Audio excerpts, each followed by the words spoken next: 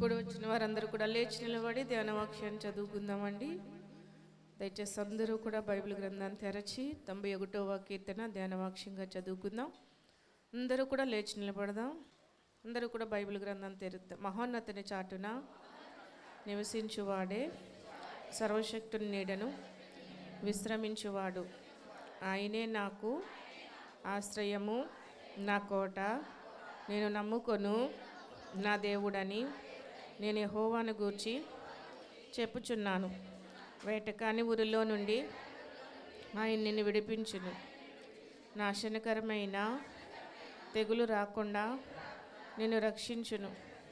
ఆయన తన రెక్కలతో నిన్ను కప్పును. ఆయన రెక్కల క్రింద నీకు ఆశ్రయం కలుగును.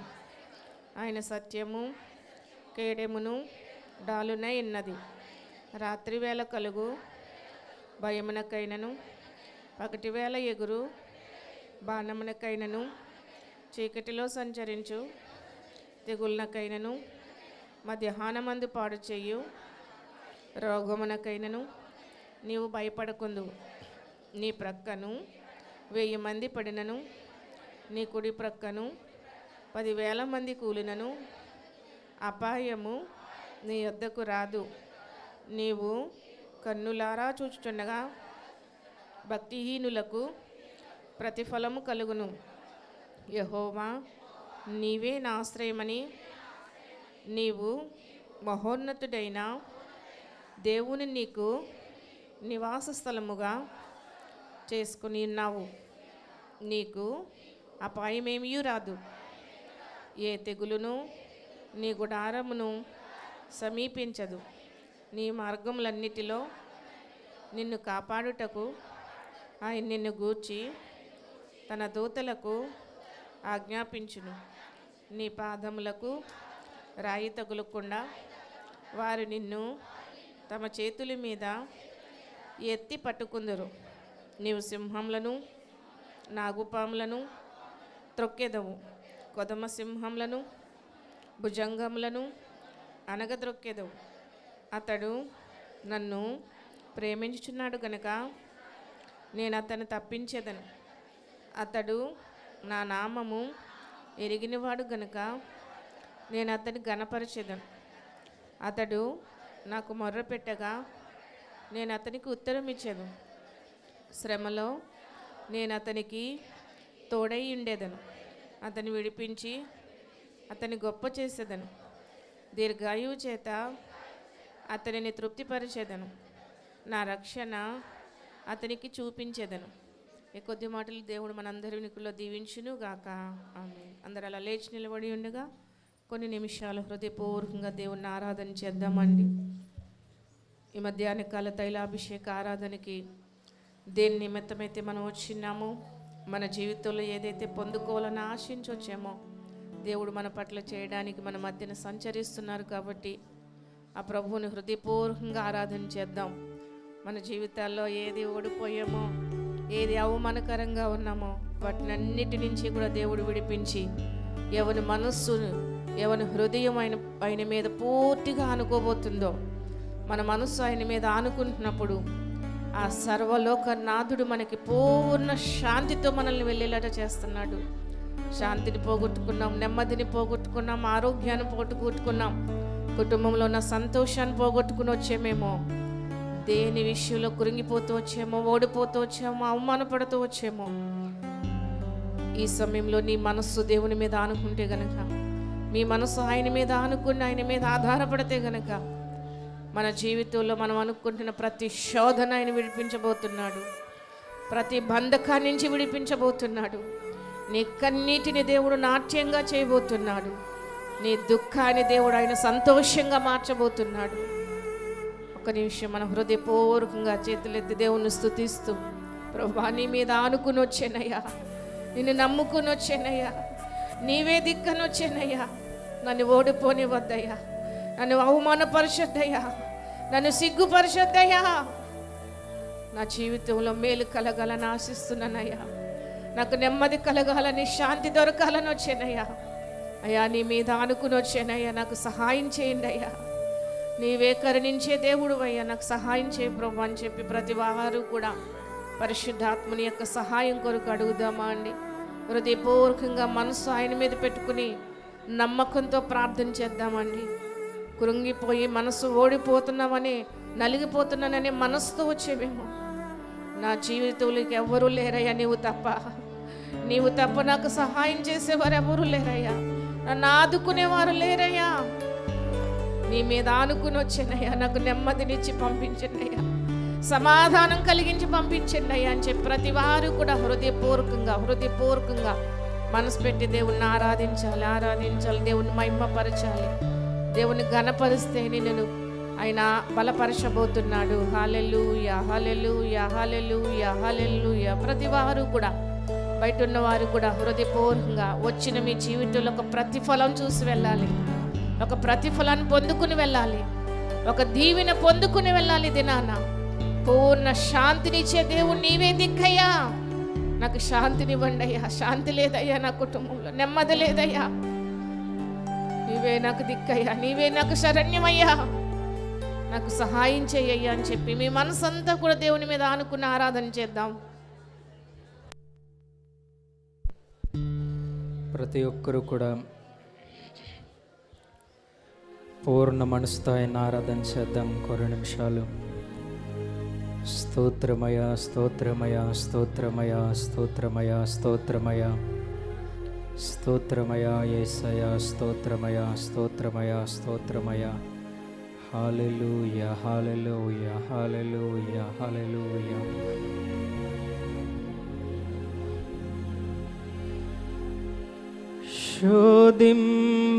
శోధింపబడిన మీదట నేను సువర్ణమై మారెదను.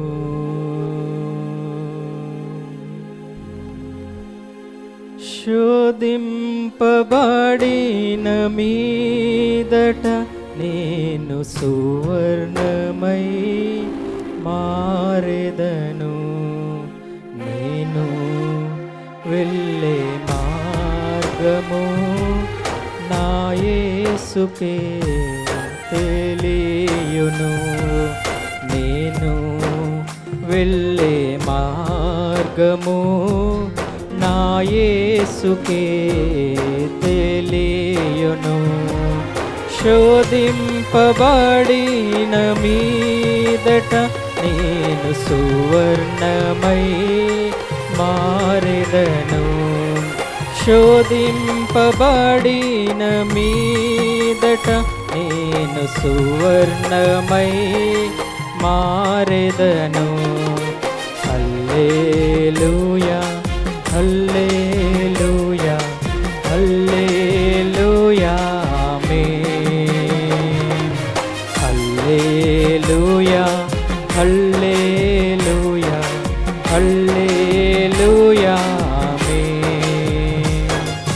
నేను వెళ్ళే మార్గము నా యేసుకే తెలియును. నేను వెళ్ళే మార్గము నా యేసుకే తెలియును. చప్పట్లు కొడుతూ ఆరాధన చేద్దాం.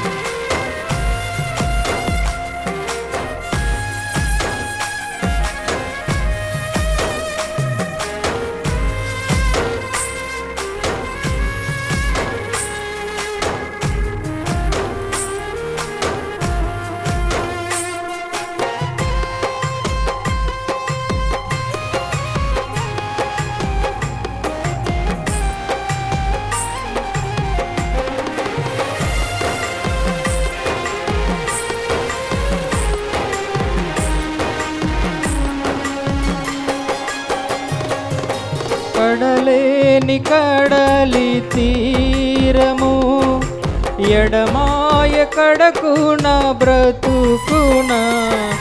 కడలేని కడలి తీరము ఎడమాయ కడకున బ్రతుకున.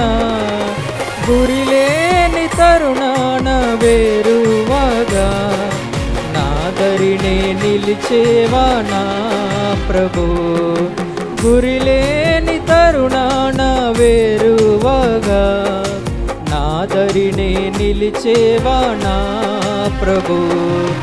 హల్లెలూయా హల్లెలూయా హల్లెలూయా ఆమేన్. హల్లెలూయా. ప్రతి ఒక్కరు కూడా పూర్ణ మనస్సుతో ఆమేన్. నేను వెళ్ళే, అందరూ కూడా ఏకస్వరముతో నేను వెళ్ళే మార్గము నా యేసుకే తెలియును.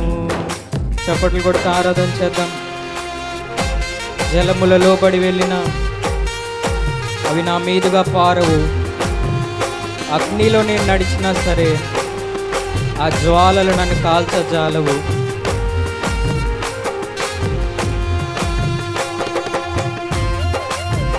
ఆమేన్.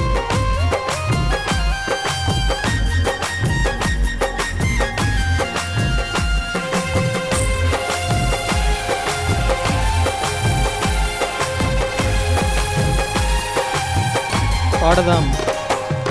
జలములలో బడినే వెళ్ళిన అవి నా మీద పారవు, జలములలో బడినే వెళ్ళిన అవి నా మీద పారవు, అగ్నిలో నేను నడచిన జ్వాలలు నన్ను కాల్చజాలవు, అగ్నిలో నేను నడచిన జ్వాలలు. అందరూ ఏకస్వరముతో హల్లెలూయా ఆమేన్ హల్లెలూయా ఆమేన్ హల్లెలూయా. పూర్ణాత్మతో ఆయన ఆరాధన చేద్దాం. నేను వెళ్ళే మార్గము నాయే. ప్రతి ఒక్కరు ఏకస్వరముతో నేను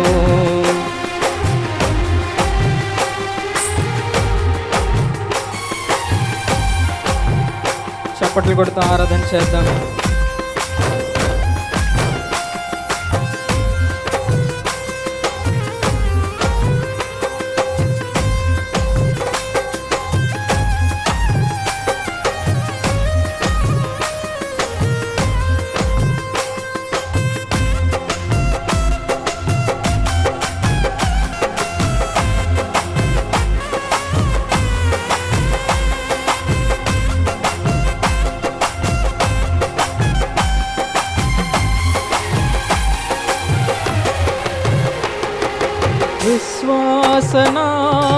విశ్వాసనావసాగుచు పయనించు సమయాన నా ప్రభు, విశ్వాసనావసాగుచు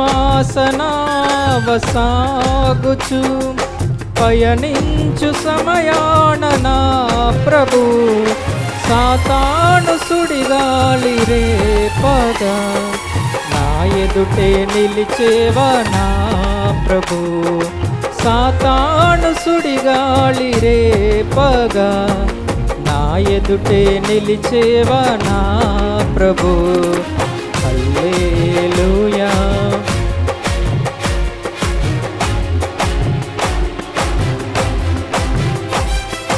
హల్లెలూయా హల్లెలూయా హల్లెలూయా ఆమేన్.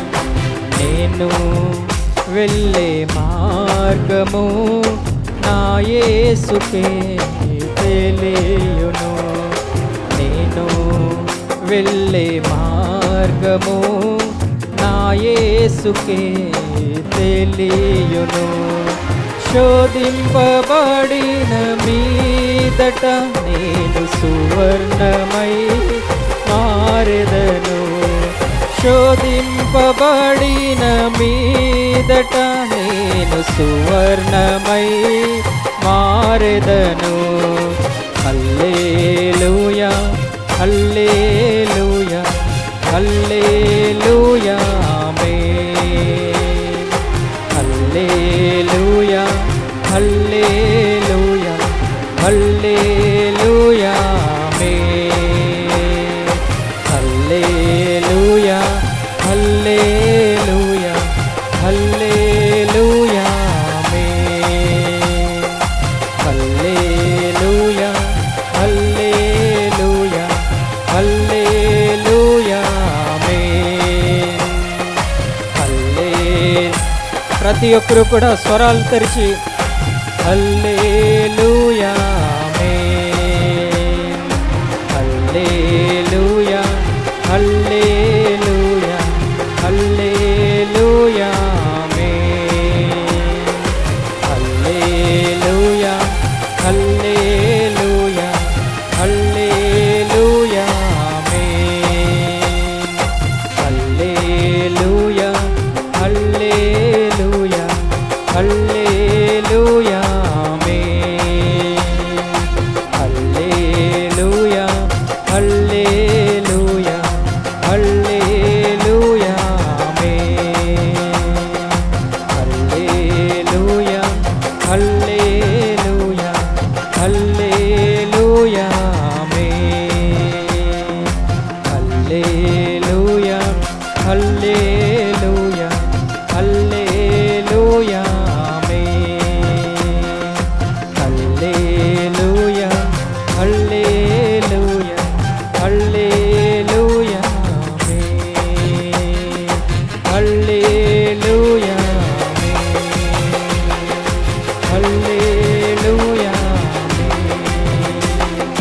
హల్లెలూయా ఆమేన్. హల్లెలూయా ఆమేన్. హల్లెలూయా ఆమేన్. హల్లెలూయా ఆమేన్. హల్లెలూయా ఆమేన్. హల్లెలూయా ఆమేన్.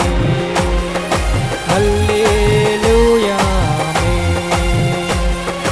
హల్లెలూయా ఆమేన్.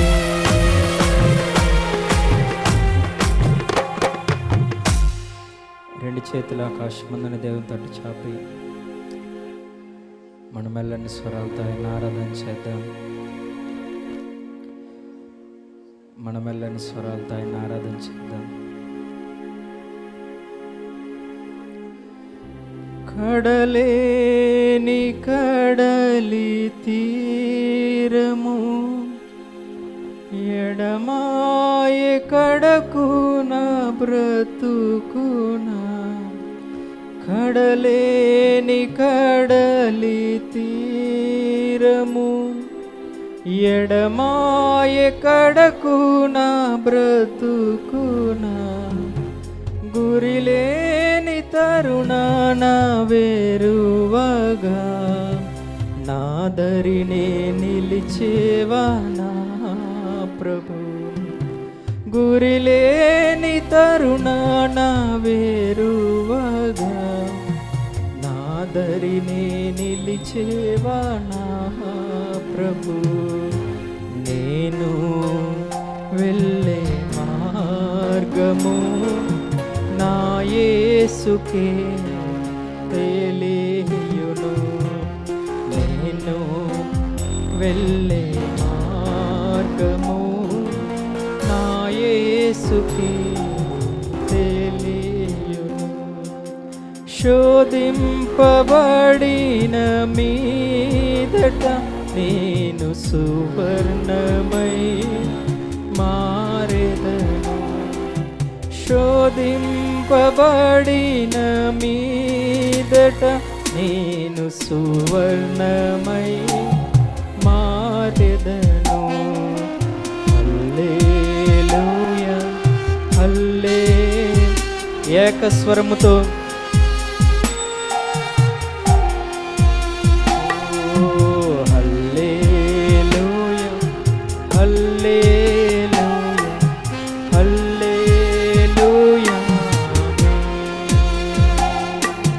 హల్లెలూయా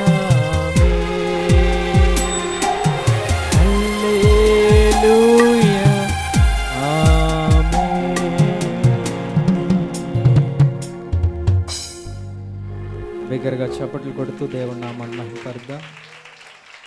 బిగ్గరగా చప్పట్లు కొడుతూ స్తోత్రం స్తోత్రం స్తోత్రం స్తోత్రం స్తోత్రం.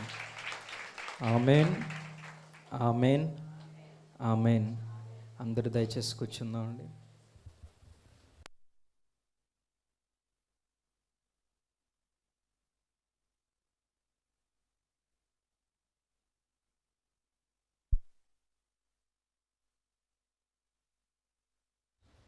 హల్లెలూయా హల్లెలూయా. రెండు చేతులు పైకే చెప్దాం. హల్లెలూయా. ఈరోజు ఏంటంటే ఒక ప్రత్యేకమైన రోజు. తైలాభిషేకం ప్రతి నెల 3వ బుధవారం జరుగుతుంది. ఈ బుధవారం ప్రత్యేకత ఏంటంటే భస్మ బుధవారం. అంటే ఈ రోజు నుంచి ఆదివారాలు మినహాయించి ఒక 40 రోజులు శ్రమల దినాలు, శ్రమల కాలాలు, లెంట్ డేస్ అని చెప్పి పాటిస్తూ ఉపవాసాల్లో గడుపుతూ ఉంటారు. గడిపే దానికి ప్రారంభ రోజు ఏదంటే ఈ భస్మ బుధవారం. అందుకే ఇది ప్రత్యేకమైన రోజు కనుక మన ముందు కూడా వర్తమానంలో ఒక ప్రత్యేకత ఉంది. ఈరోజు మనం 2 వర్తమానాలు వినబోతున్నాం. హల్లెలూయా హల్లెలూయా. ముందుగా మన మధ్యలో ఉన్న అంకుల్ గారు బాజీరావు గారు వచ్చి కొన్ని మాటలు చెప్పిన తర్వాత మన దైవజనులు కూడా వర్తమానాన్ని అందిస్తారు. వారు మీ అందరికీ తెలుసు, కొవ్వూరు మన యేసు కృపా సన్నిధి మందిరం అక్కడ కొవ్వూరులో ఉందంటే వారి గృహం పైన జరుగుతుంది ఆరాధనలన్నీ కూడా. అందుకని మీరు పిలిచారా అండి అని చెప్పి అనకండి. ఎందుకు పిలిచామంటే వారు రిటైర్ అయిన తర్వాత వారి ఉద్యోగం నుంచి ఇంకా మరలా అటువైపు వెళ్లకుండా కంప్లీట్గా ఇంకా సువార్త పరిచర్య చేస్తున్నారు. మీకు కూడా అప్పుడప్పుడు కొవ్వూరు అలా పరిసర ప్రాంతాల్లో తిరుగుతున్నప్పుడు పత్రికలు పంచిపెడుతూ కనబడతారు. వారు ఏది ఆశించకుండా నిస్వార్థంగా దేవుని సువార్త చెప్పాలని చెప్పి వారు ఆ వయసులో కూడా చాలా ప్రయాసపడుతున్నారు. అందుని బట్టి దేవునికి స్తోత్రాలు చెప్దాం. హల్లెలూయా హల్లెలూయా. మంచిది. ముందుగా వారు వచ్చి కొన్ని విషయాలు, కొన్ని మాటలు, దేవుని మాటలు చెప్పిన తర్వాత మన దైవజనులు కూడా దేవుని వాక్యాన్ని అందిస్తారు. అందరూ కూడా చప్పట్లు కొడుతూ బాజీరావు గారిని ఆహ్వానిద్దాం. Praise the lord. దేవుని పరిశుద్ధమైన నామముకే మహిమ కలుగును గాక. మరి దైవజనులు మార్క్ గారికి, మరి పాస్టమ్మ గారికి, బాబుకి నాకు హృదయపూర్వకమైనటువంటి యేసు ప్రభు వారి నామములో శుభాభివందనాలు తెలియపరచుకుంటున్నాను. పరిశుద్ధ సంఘములో మీ అందరికీ కూడా దేవుని నామమును బట్టి శుభాభివందనాలు తెలియపరచుకుంటున్నాను. దేవుడు మనందరిని కూడా సమృద్ధిగా దీవించును గాక. Praise the lord. దేవునికి స్తోత్రం చెప్పండి. దేవునికి స్తోత్రం ఎందుకు చెప్పాలంటే రోమీయులకు రాసిన పత్రిక 9వ అధ్యాయము 5వ వచనం. రోమా 9:5 చదవండి.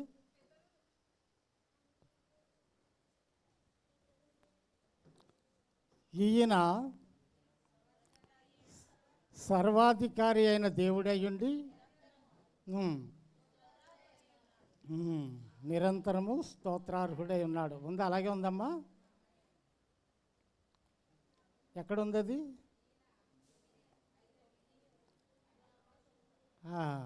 రోమిలికి రాసిన పత్రిక 9వ అధ్యాయము 5వ వచనంలో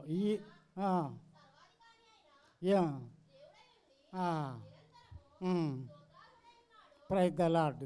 ఈయన అంటే క్రీస్తు సర్వాధికారి అయిన దేవుడై ఉండి నిరంతరము స్తోత్రార్హుడై ఉన్నాడు. Praise the lord. నిరంతరం కూడా దేవునికి మనం స్తుతులు అర్పించాలి. స్తుతులు ఎవరు అర్పించరు? ఒకసారి చూద్దాం. కీర్తనల గ్రంథము 115 17, 18 వచనాలు ఒకసారి చదవండి.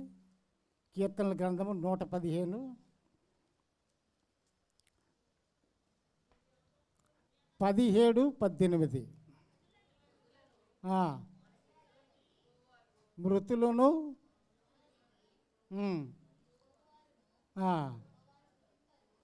Praise the lord.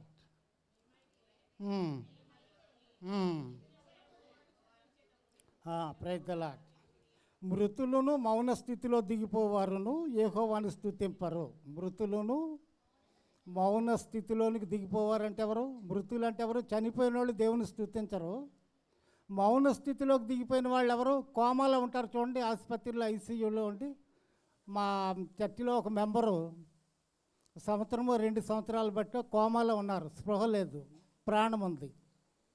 అంటే ఇప్పుడు మృతులను మౌన స్థితిలో ఉన్నటువంటి వాళ్ళు దేవుని స్తుతించరు. మరి ఎవరు స్తుతిస్తారు? మనము సజీవులుగా ఉన్నాము కనుక సజీవులే కదా. నిన్ను స్తుతించుటకు ఈ దినమున నేను సజీవుడినై ఉండి మిమ్మల్ని స్తుతించుచున్నామని యెషయా గ్రంథం 38వ అధ్యాయంలో ఉంటుంది.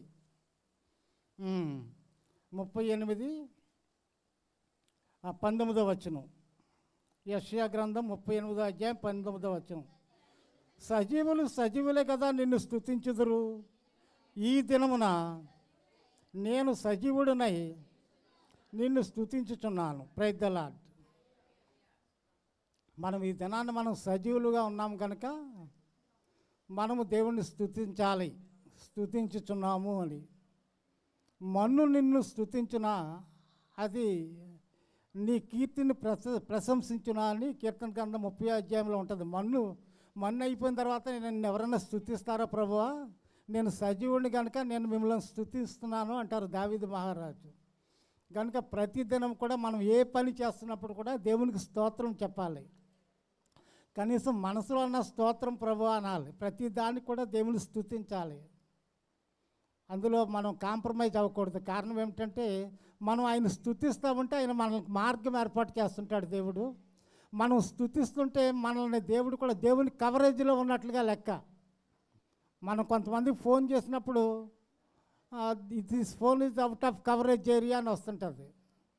అంటే కవరేజ్ తర్వాత అతను అంత దూరంగా కవరేజ్లో లేనటువంటి ప్రదేశంలో ఉన్నాడని.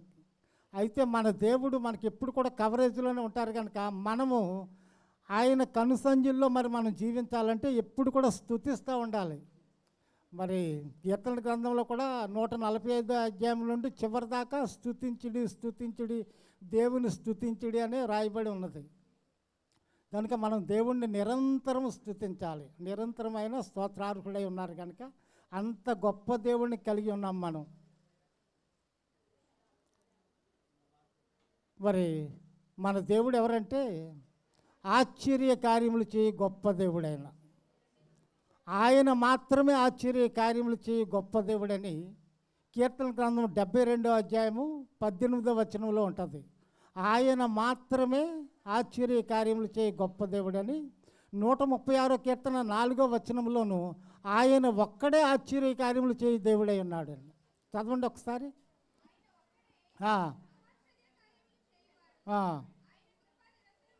ఆమేన్. ఇంకొకటి 136:4, 72:18. ఆయన మాత్రమే ఆశ్చర్య కార్యములు చేయి గొప్ప దేవుడు అన్నాడు. మరి ప్రియమైనటువంటి డియర్ బ్రదర్స్ అండ్ సిస్టర్స్, దేవుడు నా జీవితంలో కూడా ఎన్నెన్నో అద్భుత ఆశ్చర్య కార్యములు చేశారు. దేవుడు నన్ను సజీవునిగా ఉంచాడు కనుక సజీవులే కదా మిమ్మల్ని స్తుతించుటకు ఈ దినమును నేను సజీవునిగా ఉండి నిన్ను స్తుతించుతున్నానంటే నేను ఆ వాక్యం చదివినప్పుడు ఆ వాక్యంలో ఉన్నటువంటి దేవుడు మాట్లాడుతున్నట్టు పరిశుద్ధాత్మ దేవుడు మనకి చెప్తున్న విషయం ఏంటంటే, యెహోవా నా శత్రువులను నా విషయమే సంతోషింపనీయక నీవు నన్ను ఉద్ధరించి ఉన్నావు, అందుకని నేను నిన్ను స్తుతించుతున్నాను. యెహోవా నా దేవా, నేను నీకు మొర్రపెట్టగా నీవు నన్ను స్వస్థపరిచితివి ఆయన అంటున్నాడు. ఆల్రెడీ స్వస్థపరిచేశాడు అప్పటికే నన్ను దేవుడు. యెహోవా నేను నీకు మొర్రపెట్టగా నీవు నన్ను స్వస్థపరిచితివి.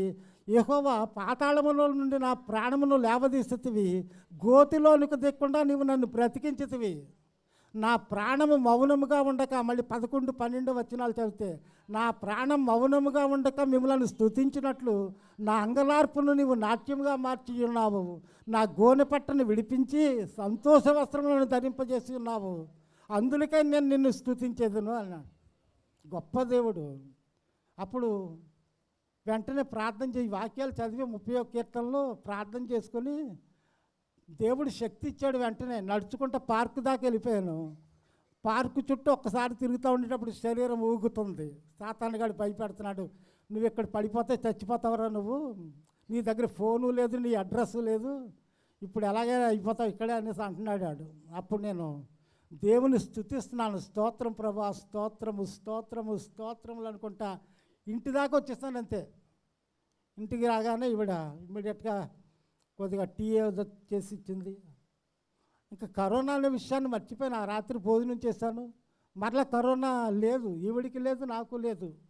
స్వస్థపరిచే యెహోవాను నేనే అన్నారు. యెహోవా రఫా అంటే స్వస్థపరిచే గొప్ప దేవుడు. ఆయన నోటి మాట చాలు, శతాధిపతి అదే అంటాడు. ఆయన కొండ మీద ప్రసంగం చేసి క్రిందకి దిగుతూ ఉండేటప్పుడు ఒక కుష్ఠరోగి వచ్చి, కుష్ఠరోగి మోకరిల్లి, ప్రభువా నీకు ఇష్టమైతే నన్ను స్వస్థపరచగలవు అంటాడు.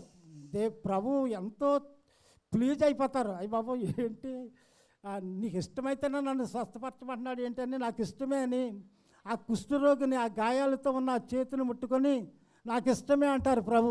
వెంటనే స్వస్థ వచ్చేసింది అతనికి. ఆ తర్వాత ఒక శతాధిపతి వస్తాడు. ఆ శతాధిపతి అంటే ఒక మిలిటరీ కమాండెంట్, ఒక పోలీస్ డిఎస్పి. ఆయన ఏమంటాడు, ప్రభువా నా దాసుడు పక్షవాయువుతో నా ఇంటిలో పడి ఉన్నాడు, మరి నువ్వు నా ఇంటికి వచ్చి అతను బాగు చేయటానికి నేను అర్హుణ్ణి కాదు, నువ్వు మాట మాత్రం సెలవియ్యి చాలు, నా దాసుడు స్వస్థపరచబడతాడు, నీ నోటి మాట చాలు ప్రభువా. మరి ఇంకా అంటాడు, ఏమంటాడంటే, నేను కూడా అధికారానికి లోబడినటువంటి ఒక పోలీసు ఉన్నతాధికారిని, నేను నా దగ్గర బోళ్ళంతమంది దాసులు సర్వెంట్స్ ఉన్నారు. సర్వెంట్స్ అంటే సబార్డినేట్స్, కానిస్టేబుల్స్ ఉన్నారు, హెడ్ కానిస్టేబుల్స్ ఉన్నారు, ఏఎస్ఏలు ఉన్నారు, ఎస్ఏలు ఉన్నారు. ఒకరిని వెళ్ళమంటే వెళ్తాడు, ఒకరిని రమ్మంటే వస్తాడు, ఒకరిని ఆ పని చేయమంటే ఆ పని చేస్తాడు. కానీ అక్కడ చెప్తుంది ఏమిటంటే, ఆ శతాధిపతి, ఆ పోలీస్ అధికారి, నేను లెఫ్ట్ అంటే ఆ 100 మంది కూడా ఎడమకు తిరుగుతారు, రైట్ అంటే కుడివైపుకి తిరుగుతారు, అబౌట్ టర్న్ అంటే వాళ్ళంతా కూడా పరిగెత్తుకుని నా దగ్గరికి వచ్చి నా దగ్గర నిలబడతారు. నాకు అంత అధికారం ఉంది. కానీ నీ అధికారం లాంటి అధికారం కాదు, నువ్వు నోటి మాట సెలవిస్తేనే నా దాసుడు బాగవుతాడని చెప్తాడు. అప్పుడు ప్రభు అంటాడు, ఇశ్రాయేలీలలో కూడా ఇంత గొప్ప విశ్వాసము నేను చూసి ఉండలేదు అని చాలా ఆశ్చర్యపోతాడు. ఎంత గొప్ప దేవుడు అంటే, ఆయన నోటి మాట చేత ఆయన సెలవిస్తే మనకి స్వస్థత వచ్చేస్తుంది. ఒక మాటతో చెప్పాలంటే ఆయన పొందిన గాయముల వల్లనే మనకి స్వస్థత కలిగి ఉన్నది. అది మనం మెన్షన్ చేయాలి ప్రార్థనలో. ఎవరైతే మనం అనారోగ్యంతో ఉంటామో ఆసుపత్రిలో ఉన్న వాళ్ళ కోసము, ఐసీయూలో ఉన్నటువంటి వాళ్ళ కోసము ప్రార్థనలు కానీ, విజ్ఞాపనలు కానీ, యాచనలు కానీ, లేకపోతే ఆల్ నైట్ ప్రేయర్లో, full night prayer, half night prayer, ఏ ప్రార్థనలో అయినప్పుడు కూడా ప్రభువా యెహోవా రఫా, మీరు స్వస్థపరిచే గొప్ప దేవుడు, ఆయన స్తుతించాలి. నా బలము నీవే, నా శక్తి నీవే, నా ఆశ్రయదుర్గము నీవే, సర్వోన్నతుడు, సర్వోత్తముడు, సర్వాధికారివి, సర్వ సృష్టికర్తవు, సమస్తములకు ఆధారభూతుడు, సర్వజ్ఞుండవు, సర్వాంతర్యామివి, సర్వకృపానిధి ప్రభువా మీకే వందనములు, స్తుతులు, స్తోత్రములు అని చెప్పాలి. మనం అత్యంత అల్పులమని కూడా ఒప్పుకోవాలి. దేవుణ్ణి ఆయన హెచ్చించబడాలి, మనం తగ్గించబడాలి. ఎవరంటారు ఈ మాట?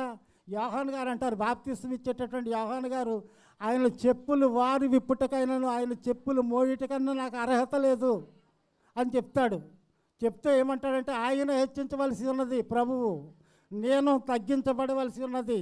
అందుకని అబ్రాహాం గారు అంటారు, దేవుని సమక్షంలో నిలబడి, బూడిద వంటి వాడిని, ధూళి వంటి వాడును, దుమ్ము వంటి వాడును, తెగించి ఇంకొక మాట అడుగుతున్నాను ప్రభువా, అక్కడ కనుక 10 మందే కనుక ఉంటే మరి ఆ పట్టణాన్ని నువ్వు నాశనం చేస్తావా? పరమ న్యాయాధిపతి అయిన గొప్ప దేవుడు, నువ్వు అలాగే చేయవని నాకు తెలుసు అని బ్రతిమలాడుతూ ఉంటాడు. ఇవన్నీ మన ప్రార్థనలో జ్ఞాపకం చేసుకోవాలి. మన ప్రార్థనలో ఆయన స్తుతించాలి, మనం తగ్గించబడాలి, ఆయన హెచ్చించబడాలి, కన్నీటి ప్రార్థన చేయాలి. విరిగి నలిగినటువంటి హృదయాన్ని ఆయన అలక్ష్యం చేయుడు, ఆయన బలులు కోరటలేదు. దావీదు మహారాజు బెత్షెబతో పాపము చేసిన తర్వాత పశ్చాత్తాపముతో కన్నీళ్ళు పర్యంతం అయిపోతాడు. దేవుడు వెంటనే క్షమిస్తాడు, దేవుడే క్షమిస్తాడు. ఎందుకు క్షమిస్తాడు? 17వ వచనం చదవండి, 51వ కీర్తన 17వ వచనం. కీర్తన గ్రంథం 51 అధ్యాయం 17 వచనం. ఆ? ఆ. ఆ. ఆ. ఆ.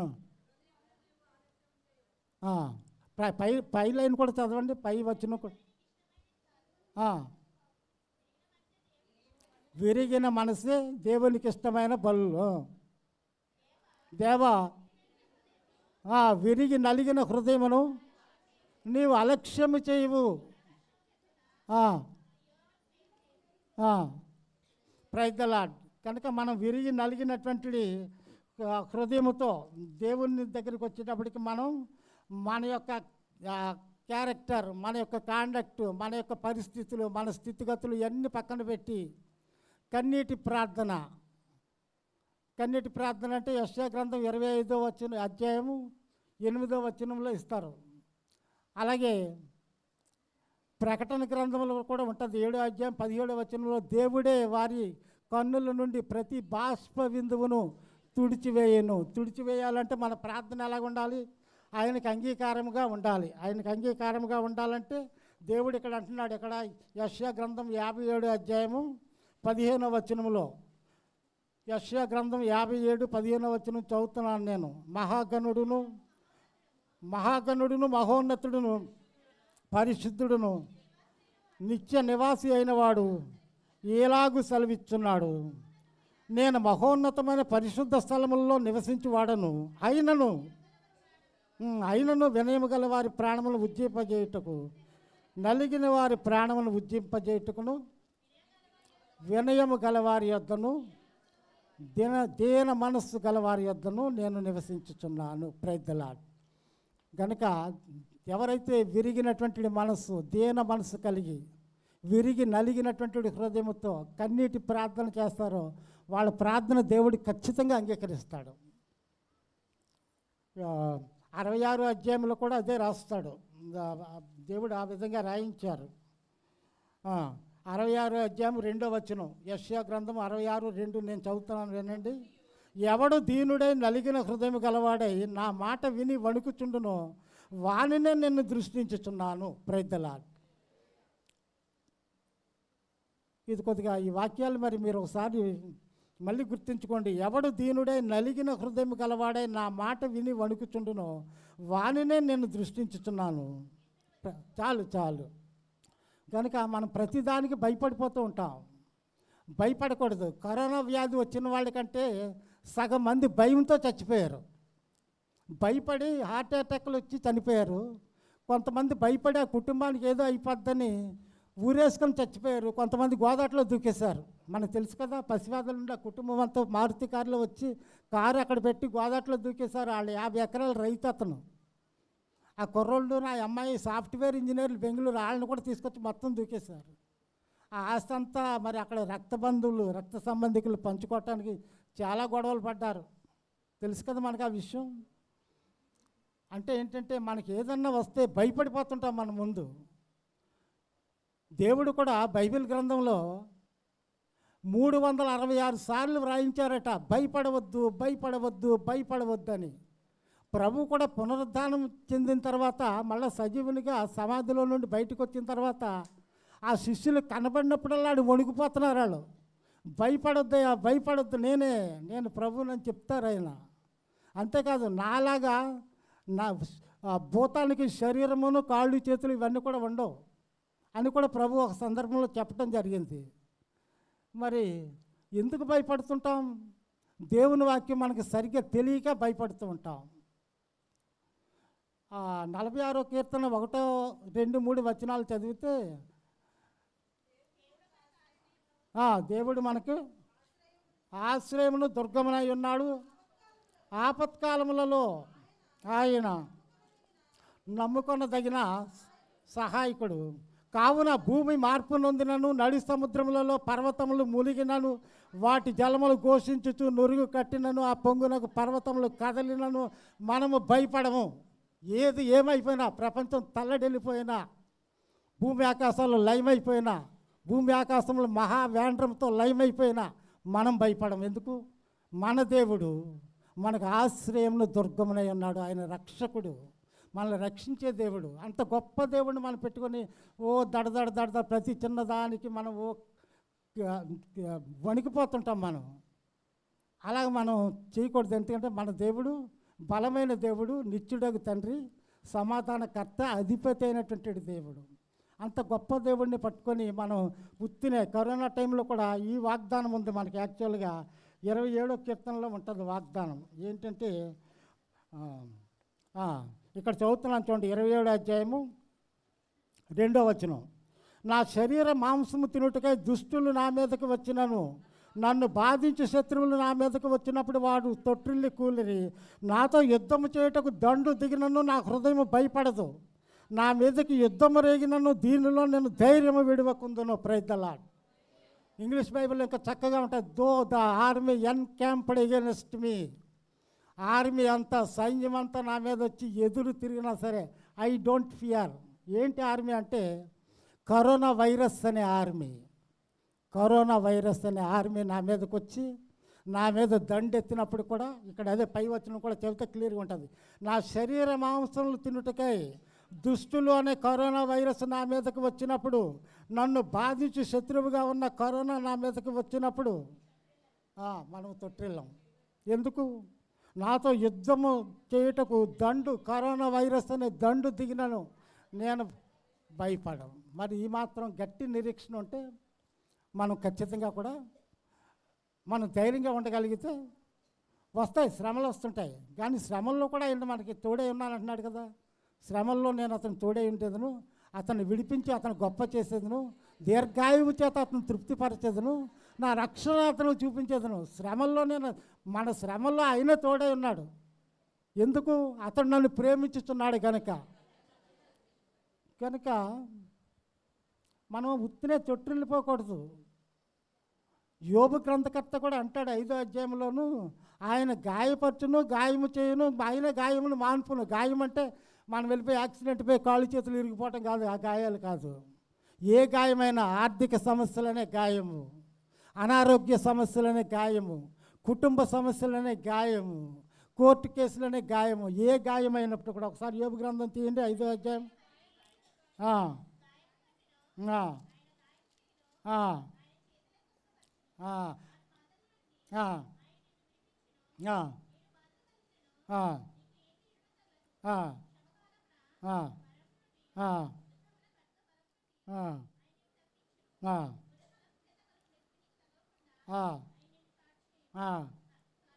ప్రళయము వచ్చినను నీవు దానికి భయపడవు.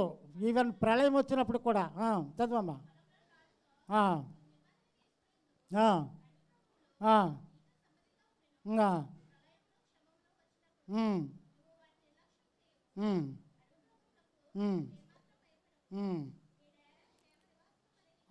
నీ డేరా క్షేమ నివాసమని నీకు తెలిసి ఉండును. నీ ఇంటి వస్తువులను నీవు లెక్క చూడగా ఏదీ పోయి ఉండదు. మరియు నీ సంతానము విస్తారమగునని నీ కుటుంబీకులు భూమి మీద పచ్చిక వలె విస్తరించుచు వాటి కాలమున ధాన్యపు పనులు ఇల్లు చేరినట్లు పూర్ణ వయసు గలవాడివై నువ్వు సమాధికి చేరేదవు. Praise the lord. ఈ వాగ్దానాలన్నీ నాలో నెరవేరినాయి. ఆయన గాయపరిచాడు, గాయాలు మాన్పించాడు. భయంకరమైన 3 రోడ్డు యాక్సిడెంట్లు. లారీ తిరగబడిపోయింది 1984 జనవరి 1వ తేదీన. ఒకడు చచ్చిపోయాడు, లారీ డ్రైవర్కి అక్కడ కాలు అక్కడే ఊడిపోయిందంగా. నన్ను కూడా చచ్చిపోయానని చెప్పి ఆ రోడ్డు పక్కన పడేశారు గాయపడినటువంటి వాళ్ళతో పాటు. 1 గంట పోయిన తర్వాత దేవుడు నన్ను లేపాడు. కనీసం గోరుతో ఇలా గీసుకున్నట్టు చిన్న గీత కూడా నా శరీరంలో లేదు. నేను నడిచి మళ్ళీ తాడేపల్లిగూడెం బాదంపూడి దగ్గర యాక్సిడెంట్ జరిగింది. నేను చేబ్రోలు పోలీస్ స్టేషన్లో కానిస్టేబుల్గా పనిచేస్తున్నాను. అప్పుడు అక్కడ ఎస్ఐ గాబ్రియల్ గారని మంచి క్రిస్టియన్ బిలీవరు, గాబ్రియల్ గారని ఎస్ఐ పేరు గాబ్రియల్. ఆయన ముందుగా తాడేపల్లిగూడెం వెళ్ళి నేను వస్తానని చూస్తున్నాడు. వీడు ఇంకా రావటం లేదంటే అని చెప్పి అది చూస్తామంటే ట్రాఫిక్ ఆగిపోయింది. లారీలు కార్లు ఏమీ రావట్లేదు ఆ రోడ్డు అమ్మట. ఎవరో మోటార్ సైకిల్ వస్తుంటే ఆపాడు. బాబు ఆపరా, నువ్వు ఆపరా అంటే ఇతను యూనిఫామ్లో ఉన్నాడు ఎస్ఐ గారు. ఆడ ఆపాడు. ఏంటి ట్రాఫిక్ అంతా ఆగిపోయింది ఏంటంటే అక్కడ లారీ తెరబడిపోయిందండి. ఒక అతను చనిపోయాడు, ఒక అతనికి కాలు, లారీ డ్రైవర్ కాలు అక్కడే ఊడిపోయింది. ఒక కానిస్టేబుల్ కూడా చచ్చిపోయాడు సార్, అక్కడ రోడ్డు మీద పక్కన పడుకోబెట్టాడు అనగానే ఆ ఎస్ఐ గారు, ప్రభువా చిన్ని పాక ఉంది అక్కడ మందిరం, చిన్ని పాక, ఆ పాక దగ్గరకు పాకలోకి వెళ్ళి లోపల వంగుని యూనిఫామ్లోనే మోకరెళ్ళి, ప్రభువా కానిస్టేబుల్ చిన్ని కొడుకున్నాడు, వాడిని రక్షించ ప్రభువా అని ప్రార్థన చేసి 50 రూపాయలు కానుకేస్తాడట. తర్వాత ఆయనే చెప్పాడు నాకు. 50 రూపాయలు కానుకంటే ఎంతో తెలుసా ఇప్పుడు? కనీసం 5,000 అయి ఉంటుంది. దేవుడు అద్భుతంగా రక్షించాడు, కానీ నేను కనీసం దేవునికి స్తోత్రం చెప్పలేదండి. అది జనవరి 1 దేవుని మందిరానికి వెళ్ళి నేను సరెండర్ అయిపోవాలి. ప్రభా గొప్ప దేవుడు తండ్రి, నన్ను మరణం నుండి నువ్వు రక్షించావు, నీలాంటి దేవుడు లేడు ప్రభా, ఈ పోలీసు ఉద్యోగం వద్దు, యూనిఫారం అక్కర్లేదని వెంటనే విడిచిపెట్టి ఒక సంచి ఒకటి పట్టుకొని శుభ్రం కరపత్రాలు పట్టుకొని దేవుని సువార్త ప్రకటించాలి. కానీ మానవులమైన మనం కృతజ్ఞత లేనటువంటి వాళ్ళం.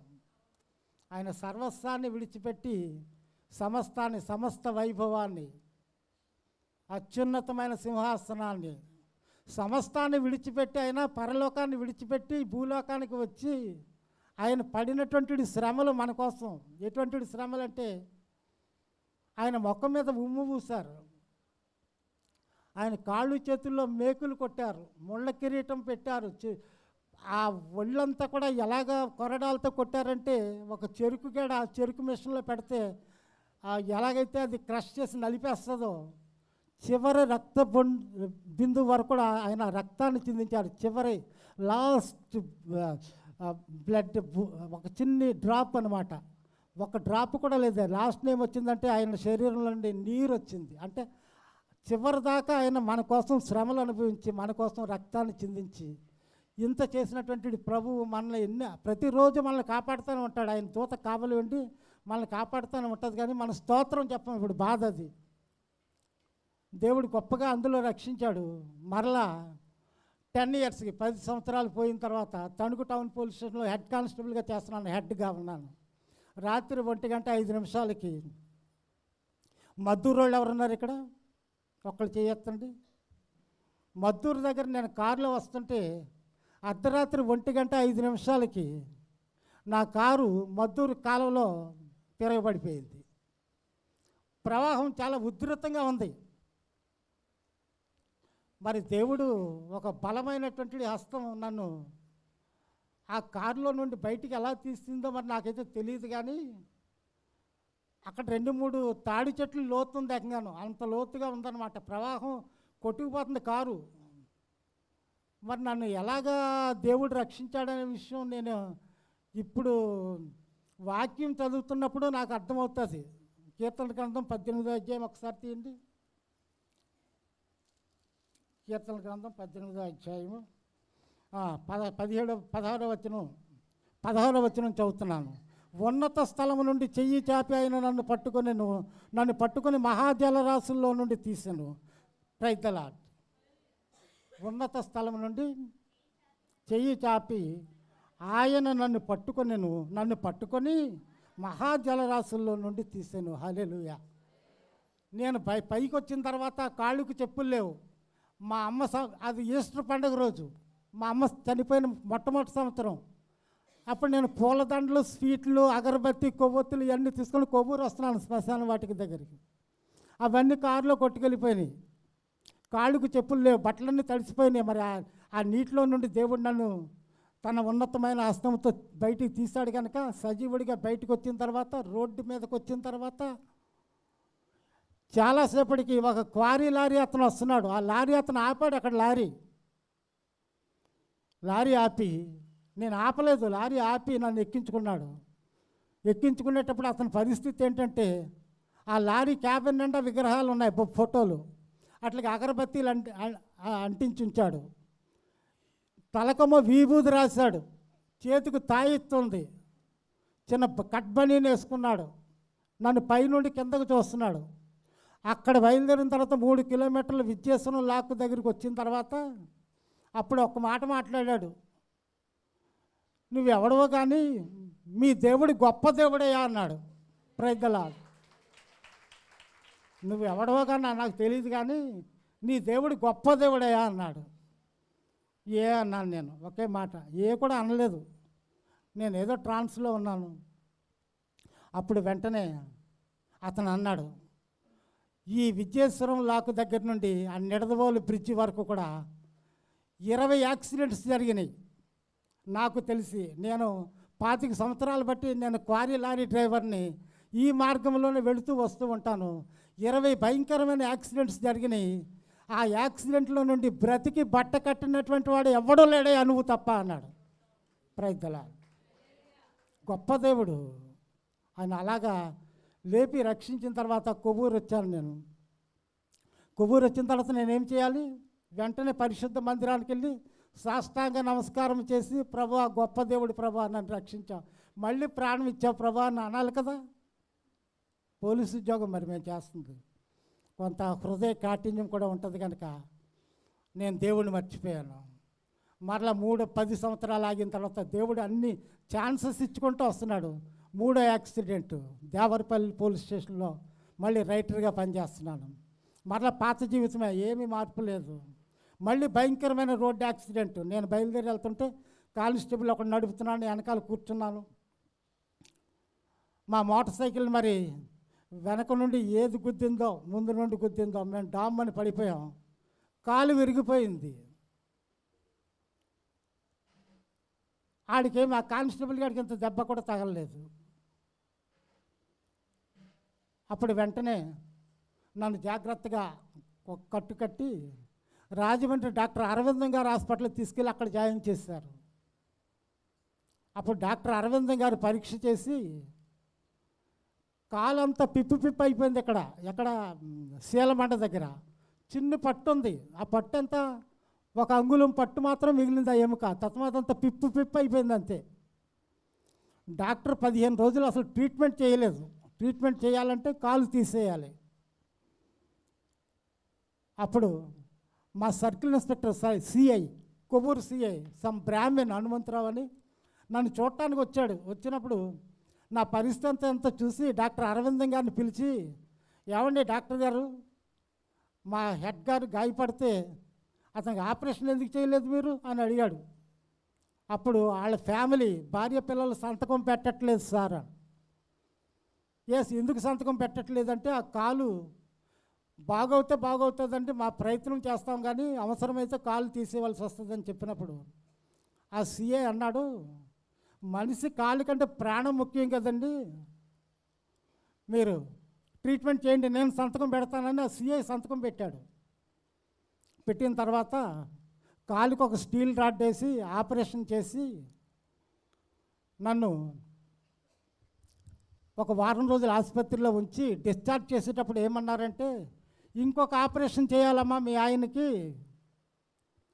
అది ఎలాగంటే, ఇంత గ్యాప్ ఉన్నది, ఇంత కన్నం ఉంది కాలుకి, ఈ ఎడమ కాలు గాయపడింది కనుక కుడి కాలు పైన తుంటి ఎముక తీసి ఇంత ఎముక ఇక్కడ అతికించాలని చెప్పారు డాక్టర్లు.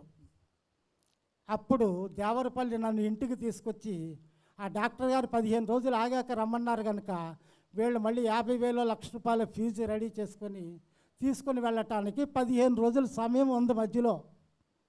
అప్పుడు నా కాలు తీసుకొచ్చి ఫ్యాన్ వేలాడి తీశారు. అప్పుడు 2-3 రోజులు ఆగిన తర్వాత బైబిల్ గ్రంథాన్ని తెప్పించుకొని చదవటం ప్రారంభించాను. Praise the lord. ఇలాగ నేను బైబిల్ ఉదయం సాయంత్రం బైబిల్ చదువుతుంటే వీళ్ళు నాకేదో చెంచాతో కొద్దిగా ఆహారం నోట్లో పెడతా ఉన్నారు. మళ్ళీ బైబిల్ చదువుతున్నాను, నిద్రపోతున్నాను, మళ్ళీ బైబిల్ చదువుతున్నాను. అలాగ వారం రోజులు అయిన తర్వాత కరెక్ట్గా ఒకరోజు మధ్యాహ్నం సాయంత్రం 3 గంటలకి నా మీదకి పరిశుద్ధాత్మ దేవుడు బలంగా వచ్చాడు. పరిశుద్ధాత్మ దేవుడు నా మీదకి వచ్చినప్పుడు నేను రకరకాల భాషలతో మాట్లాడుతూ మొదలుపెట్టాను. వీళ్ళు ఇంట్లో వాళ్ళు కంగారు పడిపోయారు. పరిశుద్ధాత్మ వలన ఆనందం. నేను ఏంటంటే పెంతెకొస్తు మిషన్ వాళ్ళు ఎలాగే చేస్తుంటారని చాలాసార్లు విమర్శించిన వాడినే నేను. రకరకాల భాషలతో మాట్లాడుతూ ఉంటే పెద్ద పెద్ద కేకలు వేస్తుంటే ఏమనుకుంటాం, అలాగే వీళ్ళు అనుకున్నారు మరి ఇంట్లో వాళ్ళు. అయితే ఒక 3 రోజులు నన్ను అబ్జర్వ్ చేసిన తర్వాత నాకేదో మెంటల్ వచ్చిందని మానస ఆసుపత్రిలో జాయిన్ చేశారు నన్ను రాజమండ్రి. అక్కడ నన్ను ఆ మానస ఆసుపత్రిలో పెట్టి నా కాళ్ళు చేతులన్నీ కూడా గొలుసులతో కట్టేసి ట్రీట్మెంట్ ఇస్తున్నారు. అలా జరిగినటువంటి 3 రోజులకి నేను అర్ధరాత్రి నిద్రపోతూ ఉన్నాను. ఆకాశంలో నుండి గొప్ప వెలుగు, ఒక గొప్ప నక్షత్రం నేనున్నటువంటి రూములోకి వచ్చి రూమ్ అంతా గొప్ప వెలుగు ప్రకాశిస్తుంది. అప్పుడు మా అక్క ఉన్నది అక్కడ నా దగ్గర. మా అక్క ఎవరంటే ఏలూరు జ్యోతిరాజు గారి చర్చిలోను విశ్వాసి. మా అక్క పర్ఫెక్ట్గా ఉంది చిన్నప్పటి నుండి. మా అక్కతో అంటున్నాను నేను, అంటే స్వరం నా స్వరమే కానీ పరిశుద్ధాత్మ దేవుడు అక్క 2 కొరింథీయులు 4వ అధ్యాయము 4వ వచనము చదువక్క అని నేను అంటున్నాను, కానీ పరిశుద్ధాత్మ దేవుడే ఆవిడతో మాట్లాడుతున్నారు ఆ వాక్యం చదవమని. ఆ వాక్యం నేను ఇంతకుముందు ఎప్పుడు కూడా చదవలేదు. మీరు చదవద్దు, నేను చెప్తాను. అందులో ప్రాముఖ్యమైన విషయం ఏంటంటే, దేవుని స్వరూపి అయి ఉన్నటువంటి క్రీస్తు మహిమను కనపర్చు సువార్త ప్రకాశము వారికి ప్రకాశింపకుండునట్లు ఈ యుగ సంబంధమైన దేవత అవిశ్వాసులైన వారి మనోనేత్రములకు గుడ్డితనము కలుగజేసును అని. అప్పుడు నాకు తెలియదు ఈ వాక్యం గురించి. నేను డిశ్చార్జ్ అయిపోయేటప్పుడు కూడా నేను ఎప్పుడు చూసినా ఆ వాక్యం ఎలా తీయగానే బంగారపు అక్షరాలతో కనబడేది ఆ వాక్యం. అయితే అప్పుడు దేవుని సంకల్పం ఏమిటంటే, ఈ ప్రజలందరికీ కూడా ఈ సాతాను వాళ్ళ మనోనేత్రాలకి గుడ్డితనము కలుగు చేసింది కనుక నువ్వు వెళ్ళి సువార్త ప్రకటించమని దేవుడు చెప్తున్నాడు నాకు. నాకు అప్పుడు అర్థం కాలేదు. ఆ తర్వాత 2వ ఆపరేషన్ చేయడానికి మళ్ళీ తీసుకెళ్ళినప్పుడు డాక్టర్లు 6 కుర్రోళ్ళే డాక్టర్లు ఉన్నారు. గబగబా ఎక్స్రే రిపోర్ట్ తీశారు. తీసిన తర్వాత ఎక్కడ ఆపరేషన్ చేయాలి, ఎక్కడ పూడ్చాలి అని చెప్పి ఈ కాలు మరోసారి ఎక్స్రే తీశారు. అలాగే 5-6 ఎక్స్రేలు తీశారు. ఆ ఎక్స్రే రిపోర్ట్లో ఎక్కడ కూడాను ఈ కన్నం కనబట్టలేదు. ఈ పిప్పైపోయినటువంటి కన్నం కనబట్టలేదు వాళ్ళకి. వాళ్ళ పరిగెత్తుకునే డాక్టర్ అరవిందం గారి దగ్గరికి వెళ్ళారు. వెళ్ళి, అయ్యా మీరు ఆపరేషన్ చేయడానికి రెడీ చేయమన్నారు కదా, అతను ఆపరేషన్ థియేటర్ దగ్గర పెట్టాం, మేము ఎక్స్రే రిపోర్ట్ చేస్తే అందులో మాకు ఎక్కడ ఆ ఎముక తీసి తుంటెముక తీసి ఎక్కడ అతికించాలో ఇక్కడ మాకు కనబట్టలేదంటే అతను ఆ రిపోర్ట్ ఎలా చూసి ఆశ్చర్యపోయాడు. పైకి కిందకి తిప్పాడు. డాక్టర్ పార్థసారథి గారి దగ్గరికి పంపించాడు, ఇంకో స్పెషలిస్ట్ దగ్గరికి, ఆర్థోపెటిక్ స్పెషలిస్ట్ దగ్గరికి పంపించి ఈ రిపోర్ట్ వెరిఫై చేయమంటే ఆ డాక్టర్ అన్నాడు, ఇతనికి ఆపరేషన్ అవసరం లేదు, ఎముక ఫార్మ్ అయిపోయింది అన్నాడట. Praise the lord. మరి ఆ డాక్టర్ దగ్గరికి మళ్ళీ తిరిగి ఆ రిపోర్ట్ చూసిన తర్వాత ఇవన్నీ చెప్పలేదు. అసలు యేసుప్రభు వారు స్వస్థపరుస్తారని ఎవరికి తెలుసు? డాక్టర్లకే తెలుసు, ప్రతి డాక్టర్కి తెలుసు. హార్ట్ ప్రాబ్లం వచ్చేసింది, మొత్తం గుండె తీసి గుండె మార్చేయాలి. మళ్ళీ ఇంకోసారి ఎక్స్రే తీసినప్పుడు ఆ గుండెకి ఆపరేషన్ అవసరం లేదు, బాగానే ఉందని దేవుడు స్వస్థపరిచేస్తాడు. అది చూసినప్పుడు ఈ డాక్టర్లు మీ దేవుడు స్వస్థపరిచాడే అంటారా? అనరాళ్ళు. ఏమంటారంటే, అమ్మ మందుల వల్ల తగ్గిపోయేలా ఉంది, తీసుకెళ్ళండి, మళ్ళీ ఒక 4 రోజులపైకి మళ్ళీ ఒకసారి తీసుకురండి, మళ్ళీ ఇంకో నెల. ఎందుకు? అప్పటికే 6 లక్షల ఫీజు మాట్లాడేసుకున్నాడు వీడు. మా అమ్మాయితో చెప్తాను నేను, మీరు నమ్మరు ముందు, ఏదో మీ గొప్ప, మీ ట్రీట్మెంటు, మీ చికిత్స, మీ స్వస్థత అంటారు, కానీ యేసుక్రీస్తు ప్రభువారు స్వస్థపరిచే గొప్ప దేవుడు. ఆయన మాట సెలవిస్తే చాలంతే. ఆ రోజున దేవుడు నా కాలు అతికించాడు. ఈ రోజుకు కూడా ఎప్పుడు మళ్ళీ ఏ హాస్పిటల్కి వెళ్ళలేదు, నా కాళ్ళు ఎలాగ ఉందండి అని. Praise the lord. నేను కిలోమీటర్లు నడిచి వెళుతూ ఉంటాను. ఇంకా చాలా సాక్ష్యం ఉంది. దైవజనులు నాకు అవకాశం ఇచ్చారు కనుక నా ఇష్టానుసారంగా వాటి సమయాన్ని వినియోగించుకున్నాను, దయతో క్షమించండి. ఇటువంటివి నా జీవితంలో అన్నీ అద్భుతాలే. మళ్ళీ ఇంకోసారి వచ్చినప్పుడు కొన్ని సాక్ష్యాలు చెప్తాం. దేవుడు మీ అందరినీ సమృద్ధిగా దీవించిన గాక. చిన్న ప్రార్థన చేద్దామండి.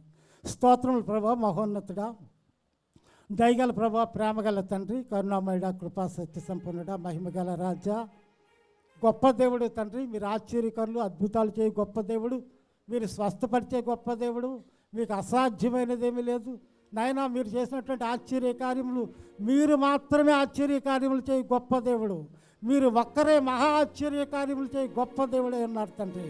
నా జీవితకాలం అంతా లెక్కలేని అద్భుత కార్యములు చేసిన గొప్ప దేవ నాయన. దీనులని బిడ్డలను కూడా జ్ఞాపకము చేసుకోనండి. వారు ఏ సమస్యల్లో ఉన్నారో, ఆర్థిక సమస్యలు, అనారోగ్య సమస్యలు, కుటుంబ సమస్యలు నాయన, బిడ్డలు లేనటువంటి వాళ్ళు మరి తండ్రి, ఆ విధంగానే తండ్రి నాయన ప్రభా, మరి అనేక సమస్యలు ఉన్నటువంటి బిడ్డలు ఇక్కడ ఉన్నారు ప్రభువా.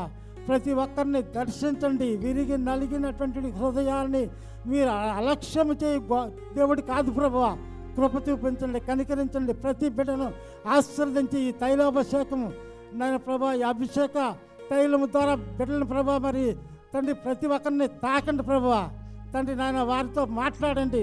మీ శక్తి గల పరిశుద్ధాత్మ దేవుడా ప్రతి ఒక్కరిని కూడా స్వస్థపరచమని, ఏ సమస్యలో ఉన్నా విడిపించమని, రక్షించమని తండ్రి కృప చూపించమని సేవకులు మార్గాలు వారి కుటుంబం బిడ్డలో ఈ పరిచర్యలో ఈ రోజు నాయన ఈ పరిశుద్ధ ఆరాధనలో పాల్గొన్న ప్రతి బిడ్డను పేరు పేరున దీవించి ఆశీర్వదించి నాయన మార్గాలు చేస్తున్న ప్రతి పరిచర్యను విస్తరింపజేసి బహుగా దీవించి ఆశీర్వదించమని, మా ప్రయాణాల్లో కృపాక్షేమం దయచేయమని, మా బ్రతుకు దినంలోని కృపాక్షేమంలో మా వెంట వచ్చినని మీరు ఇచ్చిన వాగ్దానం మా అందరి ఏళ్ళ నెరవేర్చమని, పర్వతములు తొలగిపోయినను మెట్టలు తత్తరిల్లిన నా కృప నేను విడిచిపోదని మీరు ఇచ్చిన వాగ్దానం కృపలో జ్ఞాపకం చేసుకుని మీ కృప మాకు చాలునయ్యా యేసయ్యా కరుణ చూపించమని మీ ప్రియకుమారుడు మా ప్రభు మా రక్షకుడైన యేసయ్య నామములో ప్రార్థించి స్తుతించి వేడుకుంటున్నాం తండ్రి నాయన. ఆమేన్, ఆమేన్, ఆమేన్.